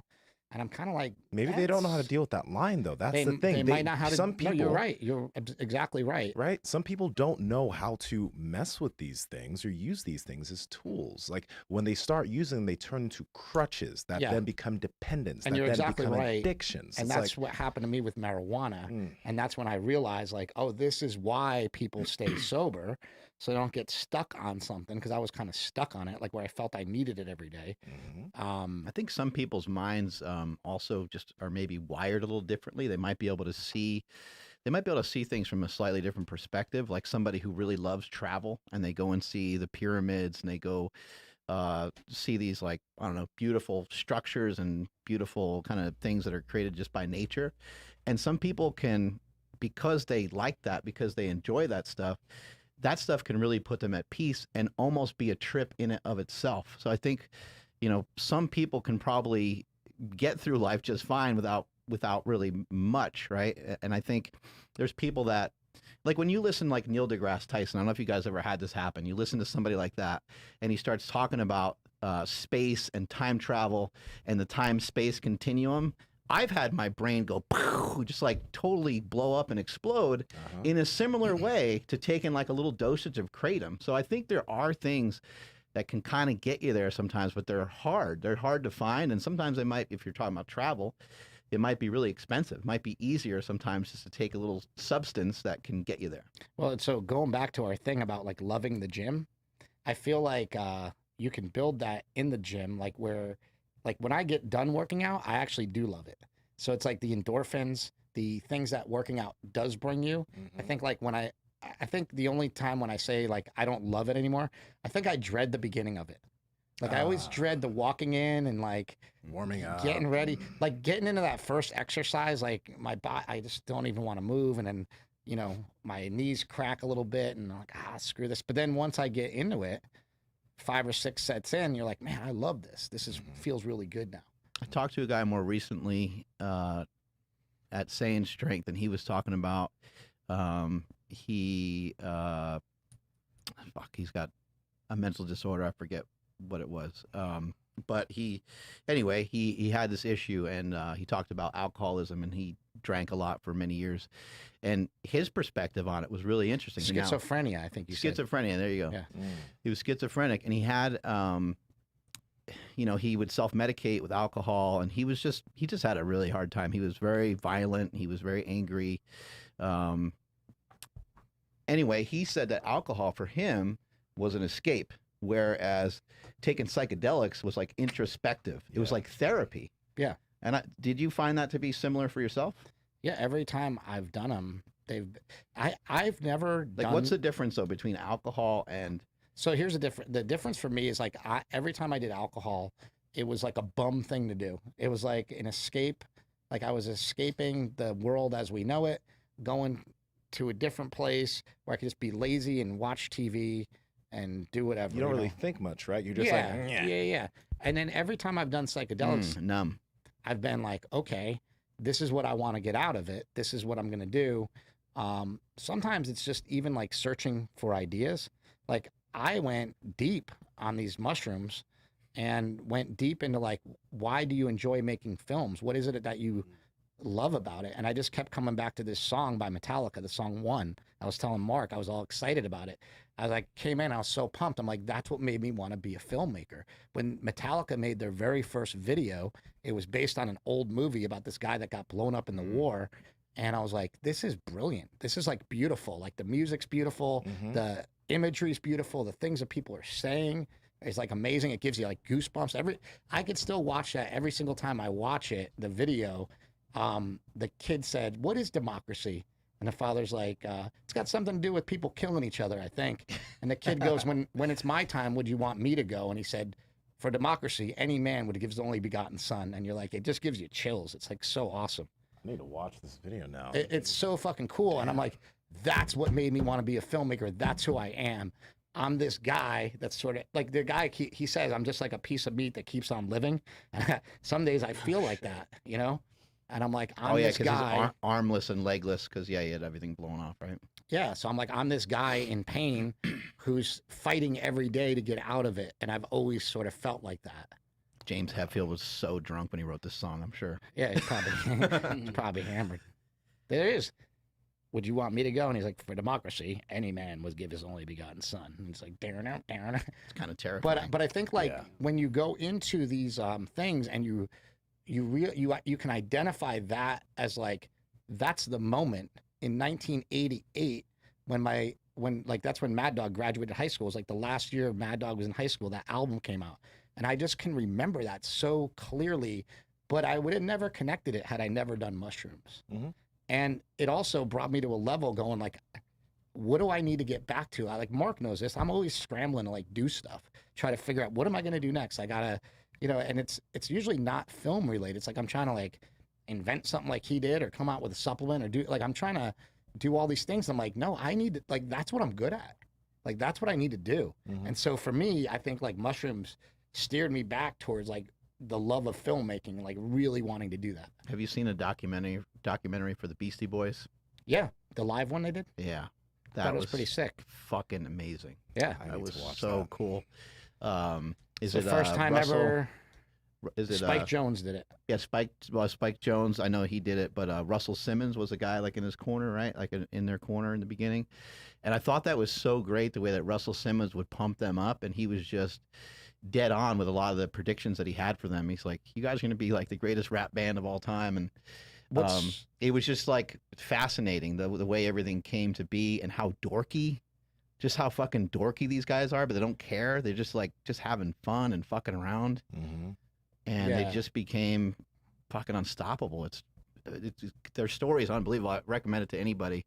Was it on Netflix or what was it on? I don't know. It was on Apple TV, Apple TV. It was really interesting because it was like same here. It was like the first ever live documentary, so you can see them on stage there. They're like on a stage at a presentation, like a TED Talk, and then they play some video stuff, and it cuts back and forth in between. Wow. They're showing the videos in the background, but then inexpensive way to make a movie. Yeah, they cut into it. And they just did it they basically just went out and told their life story. And Yeah, It still didn't make sense to me when I watched the whole thing. I'm like, the story still doesn't make fucking sense. Like, well, how what's these- weird? What's weird about it is yeah, they were so innovative in rap, but rap had just begun. So like, what year was it? Like, what were? Because I've listened to a lot It's of like in Beastie the Boys, but what year were 80s. they popular? 85. So they have just immersed themselves in rap. They started out doing some like rock, Mm-hmm. and then they just dove all in and listened to tons of rap, and they basically just copied a lot of what Run DMC was doing. Yeah. But because they were young white kids, it just had a different spin to it, and it opened up, a lot of people listening to rap music that otherwise wouldn't, and probably a lot of young girls. And what's going to happen when a lot of young girls go to lean towards something? What are the boys going to do? Boys are going to be like, yeah, Follow BC suit. Boys are dope. I'm into that shit too. Were you with us when we went to see that movie? I know Mad Dog was. We met one of the Beastie Boys, the one that passed away. Was that Ad Rock that passed away, or Yeah, Adam something, yeah. yeah? Maybe I'm not Adam 100%, Adam that Yoch, yeah. sounds- Yeah, and he was like, Mad Dog and I hung out with him the entire night at this restaurant in Newport Beach because they had their documentary at a film festival, and then afterwards it was just like a hangout, and for whatever reason the guy just loved me and Mad Dog. He just like kept talking to us the entire time. I had just done Bigger, Stronger, Faster, and he had seen that and he really liked it. And then we were telling him like Mad Dog was a wrestler and stuff, and the guy loved wrestling. Adam Roach was a savage. They're talking, or Yoch, is that how you say his name? Yoch, I think. Yeah, they're talking about him, and they're like, we went over to his, they went over to his like apartment. He had like a nice apartment, and they just were living just in some shit apartment. They weren't really making any money, even though they were like #1 in the world. Just like a lot of people in the music industry that get fucked over. They're like, well, Adam had money because he was a superintendent, and he would like, somebody needed something fixed in their apartment, and he would go in and do it. They're like, we never asked him how he figured that out, but he was just like that all the time with everything. I was like, oh my God, that is hilarious. The way the guy's mind worked was something that really fascinated me. He took this old kind of, I think it was like a film projector, and he put music through the film projector, and then he took the tape that the music was on, and he put it like around a chair and then like around a microphone stand, and he just like drug it all out, and he took a song crazy noises. Right? Yeah, he took a song from Jimi Hendrix. He heard that this is something that Jimi Hendrix did, so he used a song from Jimi Hendrix, and he played it, and it's like one of their most famous beats. They were like, they're like, what is this? They're like, what is this machine that you have? And he's like, wait till you hear this, and he hits play on it. And the way that it plays the music, it plays Jimi Hendrix, but it's super slow and drawn out. And it's just, you're like, holy fuck, man. How'd the guy think that way? What? Yeah, and I remember there was a little horsey named Paul Revere. That beat is just backwards. Yeah. Like I've like never fucking heard that ever before. And like, oh my God, this is insane. Okay, I have some shit to Dude, go BC Boys they're sick. Yeah. I love that documentary. I think that was a great piece of art, basically. That telling their story. Back to Kratom, I forgot. go. It's gonna get like banned today or some shit, right? Yeah. So what I would love to the hell's ask, happening? what I would love to ask everybody listening to this, if you like us and believe in us and believe in what we do, because we like Kratom, you can go to protectkratom.org. So it's just protectkratom.org. It's really simple. You just go on there and you just leave a simple message saying, hey, Kratom has helped me in this way or that way. I don't think it should be banned. Now, the one thing that we don't want to do is really bash the FDA or the WHO, because they're going to read all the comments. And if they say, hey, the assholes at the FDA, they're going to be like, okay, like, let's not read this comment or let's not consider this. When the comments are smart, and they're well thought out, I think that's where we put in some damage on them. Well, maybe someone has a story like yours. Yeah. And where so you're if able to get sober. If you have a story where either you've gotten sober, you've gotten out of pain, it's helped you with anxiety, it's helped you with depression or PTSD, then please just go to protectkratom.org and leave us a message. And today is the last day that you can do it. We want to get as many people as we can on there. Last time that they tried to ban it in 2017, I went on Joe Rogan's podcast, and the very next day there was like 23,000 comments. Right now they're already up to 60,000. So we're doing pretty good, but we can do even better if more people just go and leave a comment, and like no comment is like, too short or bad. Just be like, I love Kratom. To me, that's good. To me, that's like good enough. It's more about how many people actually respond to this than it is about what you actually say. So don't really worry about what you say. Just, basically just like leaving a comment for the algorithm, leave a comment because you like us. I would ask everybody, like, if you appreciate what Mark and I have provided over the years, and Nsima and Andrew, if you appreciate that and you guys like that, please just go to protectkratom.org and just leave a simple message so that we can save I just this. did. And that we can keep moving it forward. Also, like, I honestly think that we can make a product with Kratom that is revolutionary. Yeah, that can really change things. How did you help our dad with the recent situation where John Cena lost? I mean, he seemed to be pretty broken up. Have you consoled him a little bit about? I heard you guys talk about that. Yeah, he was bummed out. I was like, hey, it's fake. He wasn't having it. No. But it's funny that he watches it now because he talks to John like way more than we do, because he does like financial stuff with him, helps him with different things. Oh, sick. And so he talks to John all the time. So he's like, hey man, John lost. Like, I don't, He was so sad about it. Yeah, I don't get it. Well, it's also like, have you talked about him being on TRT too? I think that's an awesome thing that we got. Yeah. My mom, bless her soul, we love her. But she was always against steroids, no matter what form, no matter what it was. She's just one of those people like, I don't want you doing that. And my dad used to say like, well, I want to do testosterone. And my mom would say, no way. And he's like, well, I just wanted to try it and see, seems like it has all these great benefits. I mean, I've watched Chris's movie like 1,000 times. Yeah. Because literally every time, every film, when I did Bigger, Stronger, Faster, we went to 11 film festivals in like 3 months. Wow. Like, we went to every film festival there was. I went all over the world. Like, I went everywhere. It was awesome. But most of them were here in the United States, and most of them my parents would travel to. Nice. They went to Tribeca, they went to Sundance, they went to all these different festivals that we were at. And so they saw the movie. Like, I wouldn't even sit in the movie theater when the movie was playing because I get too nervous that people are going to like boo me out of the theater. So I just leave. Well, he makes comments the whole time too. Like, you're watching it. Like, I'd watch stuff with him and he's like, this clip, this, the sound's off a little bit in this one. This one's this way. You can't. And I'm like, dude, I'm just trying to watch the fucking movie. You can't help but make excuses for it because you made it and you can see every flaw and no one else sees a single flaw. But you're like, I don't like it's, Yeah. So anyway, regardless, they went to see it like 1,000 times, and my dad's always wanted to do testosterone. And so then when my mom passed and I got back on testosterone recently, I was talking to the guy at the clinic, and he's like, how's your dad been? And blah, blah. And we just started talking about my dad, and I'm like, you know what? He could really use this.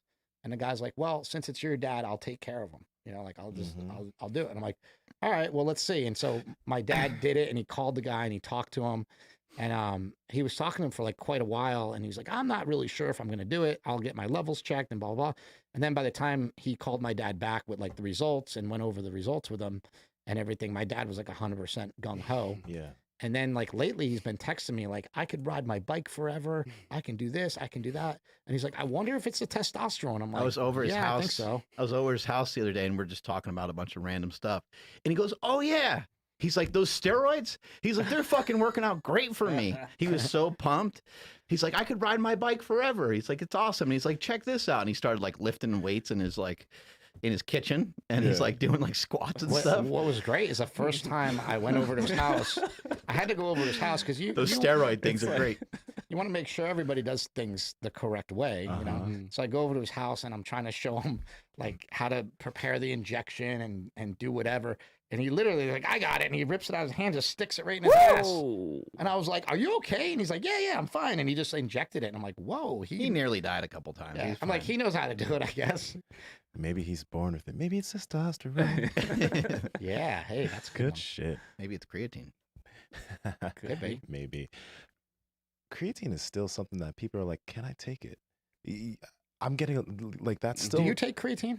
Every now and then. I literally forget so much because you don't feel it, but it's always beneficial. So like maybe 3 times a week I'll remember, oh yeah, take your creatine today. But like I always forget about it. It is weird that it is the most studied and the most I think it's like the most studied and like has the most support behind any supplement that actually works. Especially for people who do resistance training. It's so beneficial, but and I still never use it. It's I have because not you used don't it in feel over it. 20 years. You don't feel it. It's not like Mhm. caffeine. It's not like you don't feel it. It's not It like makes electrolytes. a small difference, yeah. Yeah, right. But I probably should throw it in But we stuff. get creatine from meat. Yeah, Yeah. but red it meat probably doesn't hurt to get more of it, right? doesn't. I think I remember creatine used to cause issues. Used to cause Oh, evacuations. Well, yeah, Really? I think they used to mix them with like a lot of weird stuff, like electrolytes and a lot of sugars and stuff too, and those old things, right? The Celtec and all. Yeah, that stuff was crazy. Celtec. That's wild. They would just sell a big giant thing of sugar. Oh wow. It was Yeah, a but big, it tasted so good. it's big, Well, like 3 sugar. pound tub of sugar. It was crazy. Well, because they were trying to say that the sugar would help the creatine Creatine. get in your muscle, but all it was is it tastes good. Supplement like fucking marketing is so great sometimes. The shit you hear, my God. Yeah, the different like waves that come. Yeah, man. I'm sure there was probably. It's a bunch interesting. of Out other of ones all the like that. supplements I've taken over all the years I've taken them, the only thing I've ever consistently stayed with was Kratom. It's like Mhm. the only thing I take, and like Mhm. maybe vitamin D. Yeah. And vitamin D for a while I stopped taking because I thought it was Vitamins, minerals, and electrolytes seem to be a little different. You know, like they seem to have more of a place than maybe just like regular weird supplements. because they're helping with your diet. It's hard to say that like any one like weird little thing Mm. is gonna like make that much of a difference if you don't feel it. I think anything that you feel Oh yeah. becomes valuable because like you're actually like, okay, I can feel that. Not Mhm. saying if you don't feel it's not valuable, but its value is in that like it can produce immediate results that you can then put into action. Mhm.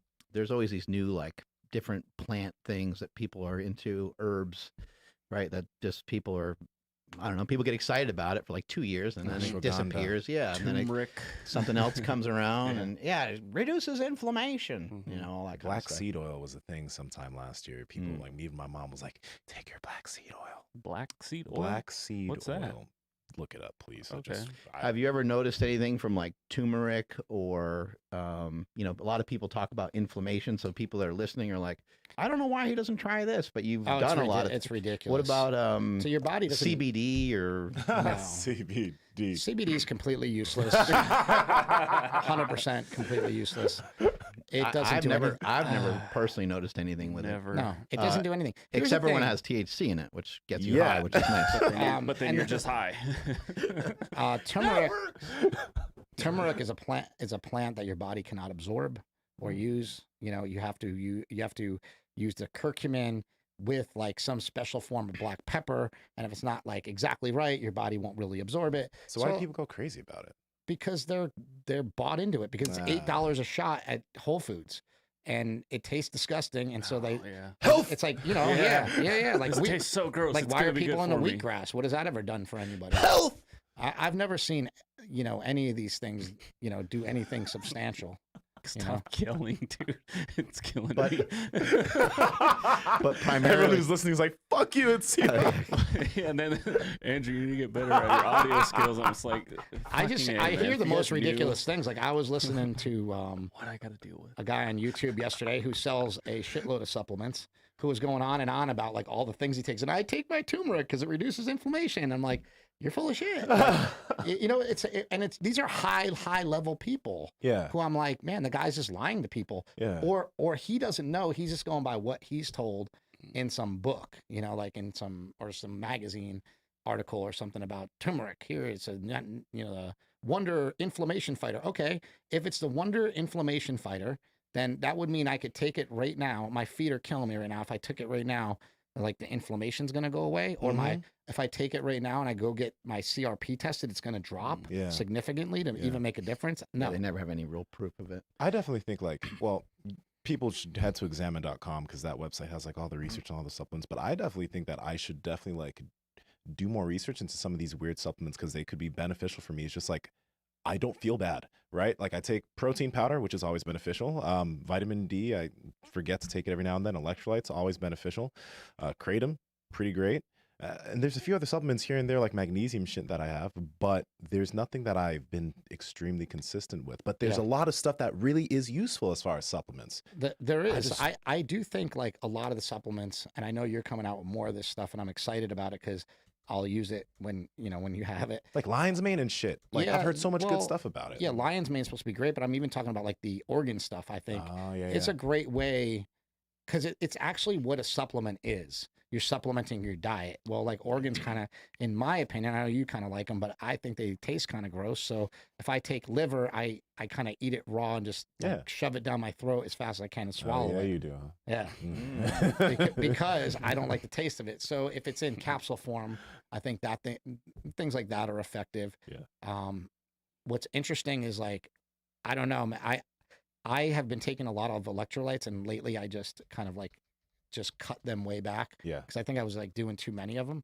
Because it was weird. It was like the more electrolytes I would do, the worse I would feel. So I don't know if I was taking too much. I think you probably can take too much of it. Well, you're salting your steaks and stuff like that too, so you're probably getting. Yeah. So I just cut back on them. I was, I was doing like 4 or 5 elements a day, and I'm like, maybe that's too much, I've never done 4. Most I've done is 3 on hard workout days. Yeah. So I was probably just taking too much. So now I just cut it back to taking like 2 of them. Because I like that stuff. I mean, it tastes good. It's like easy, it's easy to bring around with you, and it's helps with performance a lot. Electrolytes, a lot of people are deficient. So that's something I feel a difference with. That's why I take them consistently. Yeah. Have you ever tried to do anything in particular with your feet? Like you ever try to like strengthen them somehow, or you ever like, I don't know, rub a lacrosse ball on them or anything like that? Yeah, like yoga toes, different things like that. Oh, the spreaders. Yeah. Yeah, I've done. I wonder if you just were barefoot a little more often, if that would help at all. I think it would help a lot. Yeah. I think hang out like us. It's funny because the other day we were in the gym and I was like looking at everybody. We all had our shoes off. A bunch of people. I won't name all of them, but we all had our shoes off or wearing flip flops. And I was looking at people's feet and like everybody's feet are kind of fucked up in a way. Like they're kind of like the toes are curved and the toes are mangled. I'm like, why is everybody's toes mangled? And I'm talking about men and women, and I'm going like, oh, their toes are mangled because they're stuffing them in shoes all the time. And I know that we hear that a lot, but like, man, we need to do something about that. There's companies out there like Hoka and Ultra, Vivo, that make better for your feet shoes. And I think that's a really, really big thing to look into. I used to wear Nikes all the time. I can't even wear them anymore. Like I can't wear any Nike shoes because they hurt. They just kill my feet. I have really wide, fat feet. Guys, stay tuned because we got a lot of like foot people coming on the podcast. Hey now. I've been really into this, especially after I injured my tendon on my last jiu-jitsu comp. Like, no, like that's why I wear flip-flops so much. Just because like I know, like I had fucking surgery on my foot when I was in college, a bunny net surgery, because soccer cleats are so freaking narrow. Oh yeah. Yeah. So it pushed my toes in here and I had to shave off this bone, and that stopped me from playing soccer for the rest of my life. Like I couldn't run, so I got cut. Right. And there's a screw in right here, right now. There's a screw in my pinky toe area. I can run now, but that's the thing that cut my college career short. From binding your feet with cleats. With cleats, crazy? Right? I think like this is something that's like feet excite me a lot just for kids, because if we can get this new generation of kids wearing things and taking care of their feet rather than wearing these nasty ass shoes that congest their feet and make them weak, like that could deal with a lot of down the line issues. What would that do for people's knees, people's hips, people's backs? Their backs, lower. It would be a lot, right? When we're on the podcast, I usually try to kick my shoes off and I try to squish into this pad here, and I'll try to flex my toes into it. But like just going on the beach and stuff has really helped a lot, like going barefoot. But I know like a lot of times that initial attempt to do anything usually fucking hurts. That's Jessica said her feet are just like totally fucked up from running with me on the beach. Yeah, the beach you have to do a couple times so that your feet get a little tougher, so they can survive that. But I feel like you're right. Kids starting out with good feet would be amazing. It's like why not keep your kid in flip flops for like a long time? I mean, it's bad to run in them or shoes with a wide toe box, not this narrow shit that. And high heels on. So I'm sorry. Even as ugly as they are, Crocs are wide. Yes. Like just anything They're supposed to be really comfortable. I've never wore them. I never wore them either. But like I kind of don't mind them now because I'm like, well, they're not going to squish your feet like crazy, I should buy some Crocs. Let's all get Crocs so that we don't feel like I see some people Project podcast Crocs. I see some people working out in them sometimes. I'm not to go buy some Crocs yet. It's amazing. After this podcast, let's do it. My boy Ron out at Saying Strength, he's rocking them all the time. He's squatting like 5 plates for reps. In Crocs? Yeah, I'm like, dude, what are you doing? It's got to be the shoes. He's like, this is the way to go right here. But I'll let you guys like check out check out that Vivo thing we were talking about, because they are a shoe with a wide toe box. And like, if you guys are interested in stuff like that, they have shoes for kids and they have shoes for adults. Yeah. And they like, we're going to be getting some soon. I'm very excited to put my feet in those. You know what's great Yeah.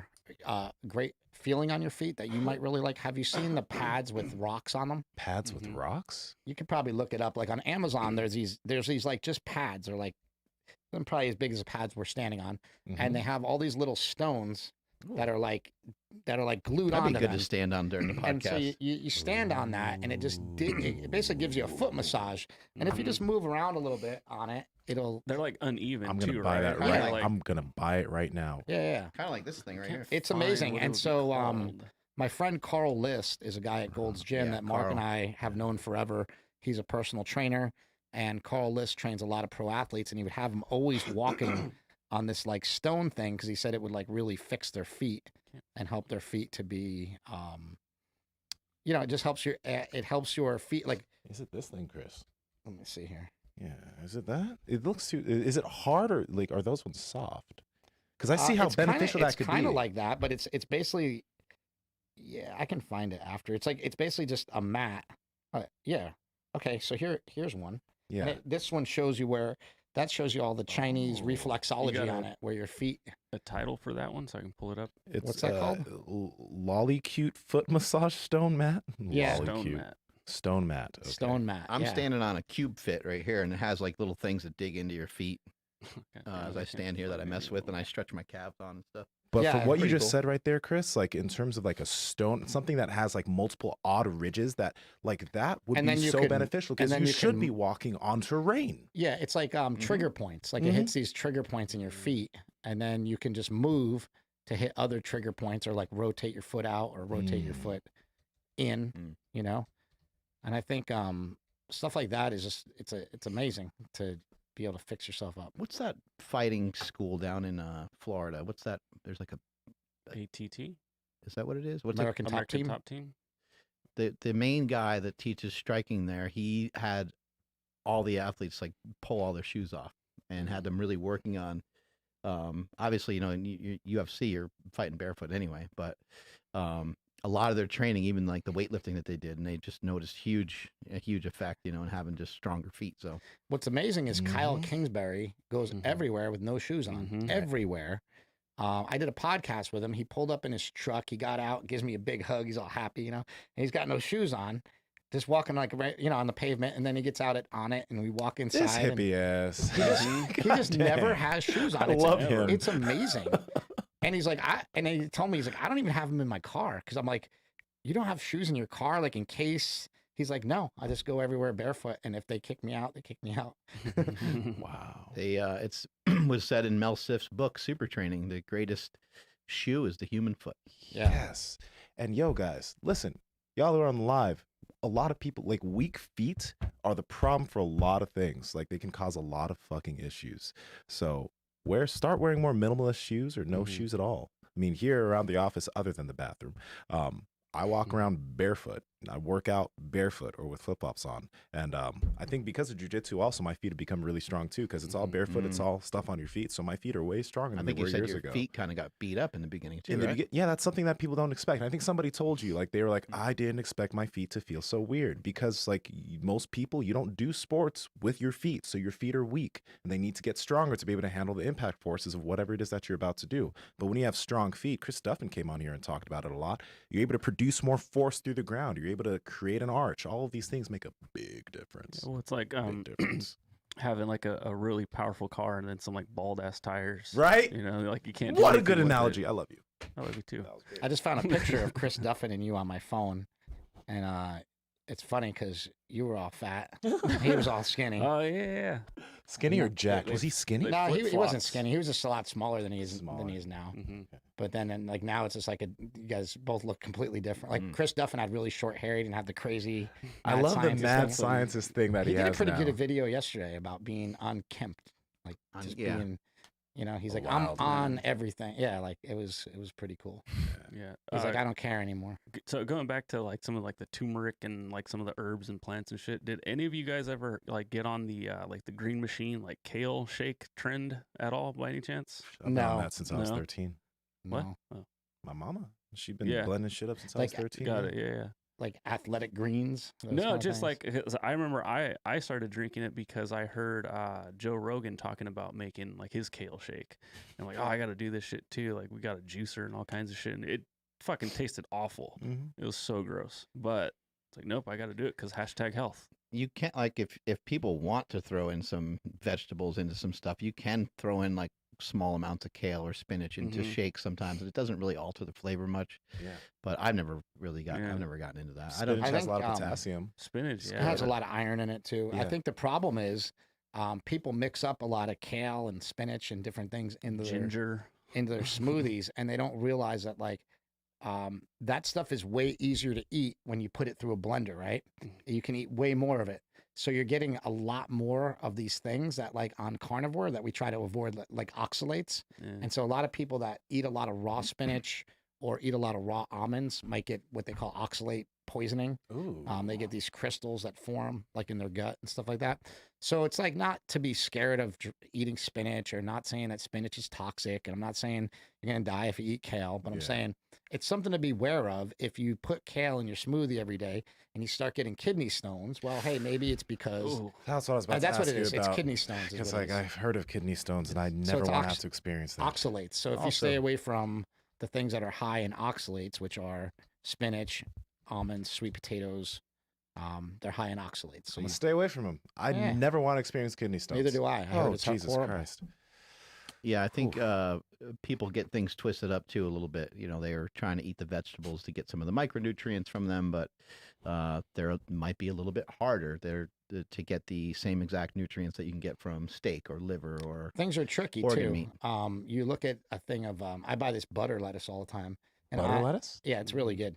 But It's not actually butter. though. on the package of butter lettuce, it says 3 times the amount of iron as spinach or something. Uh-oh.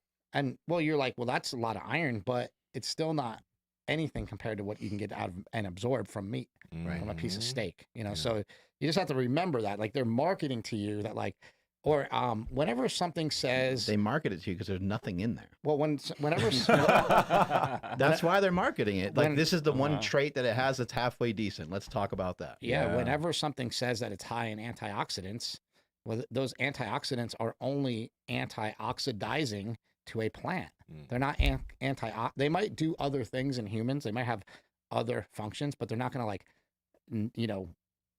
deoxidize anything that's in your body. They're not going to take away oxidation of oils or anything like that. They're really not going to do anything that people think they're going to do. So even when they were promoting that drink Palm Wonderful, which was actually just full of sugar, the pomegranate drink that was full wow. of sugar, they're like, Yeah. this is the highest in antioxidants. And it's like, well, it doesn't matter because it's not going to do anything for you. It just sounds good.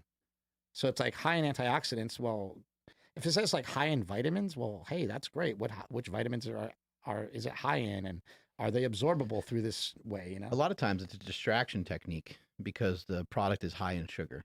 Yeah. You know, or it's high in something. It's high in a bunch of shit that's bad for you. So they're like, this mac and cheese contains a ton of vitamin C. And that's Imagine what if- people see, and you're like, that's not a great source. imagine if Palm Wonderful said high in antioxidants, even higher in sugar. Mm-hmm. How would that be for the marketing? It'd be horrible. Has tons of sugar that can spike your insulin. This is going to be great. Yeah, I was at Starbucks the other day. I was like looking at, because I wanted to get like I just wanted to get a shot of something refreshing. That's all. So I was looking at their drinks, and everything had like 30 grams of sugar. I was like, fuck y'all. Like, damn. People don't realize that though. Splenda. Or you know what's good at Starbucks? Sugar-free syrups. So you but they put 6 pumps in. So you just got to ask for like 1 or 2 pumps. Uh-huh. But if you get like say you get like a nitro cold brew and you get like 1 pump of sugar-free vanilla, Mm-hmm. it actually just brings the bitterness way down on it. Or even just throwing like a Splenda in there. Like people are so against these artificial sweeteners, and I haven't seen. I love that shit. Iced It's the passion best. tea with 2 Splenda is dope. Really? Yeah. You'll love it. That's Okay. really good. I'm gonna give that a It's shot. a big pink drink too. I was Ooh. against. I had a rebel. long stretch against artificial sweeteners, and ever since like reintroducing them, I've actually been able to lose weight way easier. just by eating things that to me taste better. Let me ask you a question, but is that because you're getting that sweetness and now you're not going and getting a lot of actual sugar from foods and your calories are Yeah. okay. I think so. And also just the fact that like I'm not okay, so when I was on strict carnivore, if I overate, and this is back when I was eating dairy, it was usually overeating of like a lot of dairy and a lot of meat, which are very calorie dense. Cheese and And shit then like by that. Louise. by having a Diet Coke or something in there, like maybe I won't eat that much meat later or have that much dairy later, that kind of thing. Y'all know what? I don't think I've ever talked about this. My real my kind of trash alcohol of choice is one of those big bottles. I think it's a Barefoot Pinot Noir. Oh yeah. But I don't need a lot of it. So I'll put a little bit of Barefoot Pinot in a wine glass at the end of the night, little bit, and then I'll add some Diet Ginger Ale. And that shit. Oh, it's probably really good, right? So good. It's like a little bit of Barefoot Pinot, Diet Ginger Ale. So Nsima has a spritzer at the end of the night. Yeah, but it's so small. Like the amount of alcohol in there is so small. It's like it doesn't do shit. You know what's an but it's, like, so amazing? I like it. Yeah. Speaking of like mixing concoctions like Let's that. go. I think I might have brought this up before. An amazing appetite suppressant is actually just taking like a diet A&W root beer or a diet like a Coke Zero and just putting a little bit of heavy cream in it. It's like a root beer float, but it Like a little literally treat. It's like a cream it soda. literally turns off ghrelin, like it turns off your hunger hormone, like it just shuts it down. Boom, see you later. Wait. Are we saying it actually does, or like you feel like it does? I don't know if it actually does. Actually, I But got you feel this. it. I'm gonna try it. I got this idea from my buddy Jeff Whitmer, who was on your podcast, who has a TRT clinic. Yeah. He told me about it, and then I started trying. I'm like, this is delicious. Like just a little bit, just even like topping off, like taking a sip out of the can and dropping a little thing. It's just maybe enough. it just kind of shuts off some cravings. 'Cause And so like how much delicious. how much is a tablespoon of, it's like it's not that many calories, and it's like boom, and it shuts off. Like Be you said, careful those with your cravings. heavy whipping cream. That can go too You far, know. but dude, that's a genius But idea. just a little like, bit, After you said like that, a tablespoon or whatever, so I have to get Crocs. I have to go get some diet root beer. A new A stone mat. I have to get a stone mat. I have to get passion tea with how many pumps? 2 pumps of No, there's two Splendid. packets of 2 Splenda. packets of Splenda and a Yeah. passion tea. Shit, there's a lot of. I'm about to waste a lot of. Not waste. I'm about to spend a lot of money today. You gotta try to figure out how to get it all at the same spot. Yeah, it's gonna be tough. We're gonna have Nsima like all wired and fired up and shit. His feet are gonna be working perfect. He's gonna be unstoppable. That's the goal. Yeah. Take us on out of here, Andrew. Sure will. Thank you to Piedmontese for sponsoring today's episode. Sincerely appreciate that. And really, guys, best beef in the planet. Links to them down in the description below, as well as the podcast show notes. And what was the website, Bor? It was protectkratom.com. Protectkratom.org. .org. Sorry, my O-R-G. bad. That link is in the description as well. So please, if you guys are on the live stream right now, click that link and go leave a comment so that way we can keep Kratom around. Follow the podcast at Mark Bell's Power Project on Instagram, at MB Power Project on TikTok and Twitter. My Instagram and Twitter, and is at I am Andrew Z. And I'm going to start posting stuff on TikTok at the Andrew Z. Nsima, where are you at? Andrew has a lot of zaddy energy today with that hat, but at Nsima Inyang on Instagram and YouTube, at Nsima Yin Yang on TikTok and Twitter. Chris? I wasn't sure if I was going to wear it, and then I put it on, and my son started laughing. So I'm like, yep, I'm putting it on. Sorry. Zaddy energy, man. Yeah. I'm Chris. at Big Strong Fast on Instagram and Twitter, and that's pretty much it. At Mark Smelly Bell. Strength is never weakness. Weakness never strength. Catch y'all later.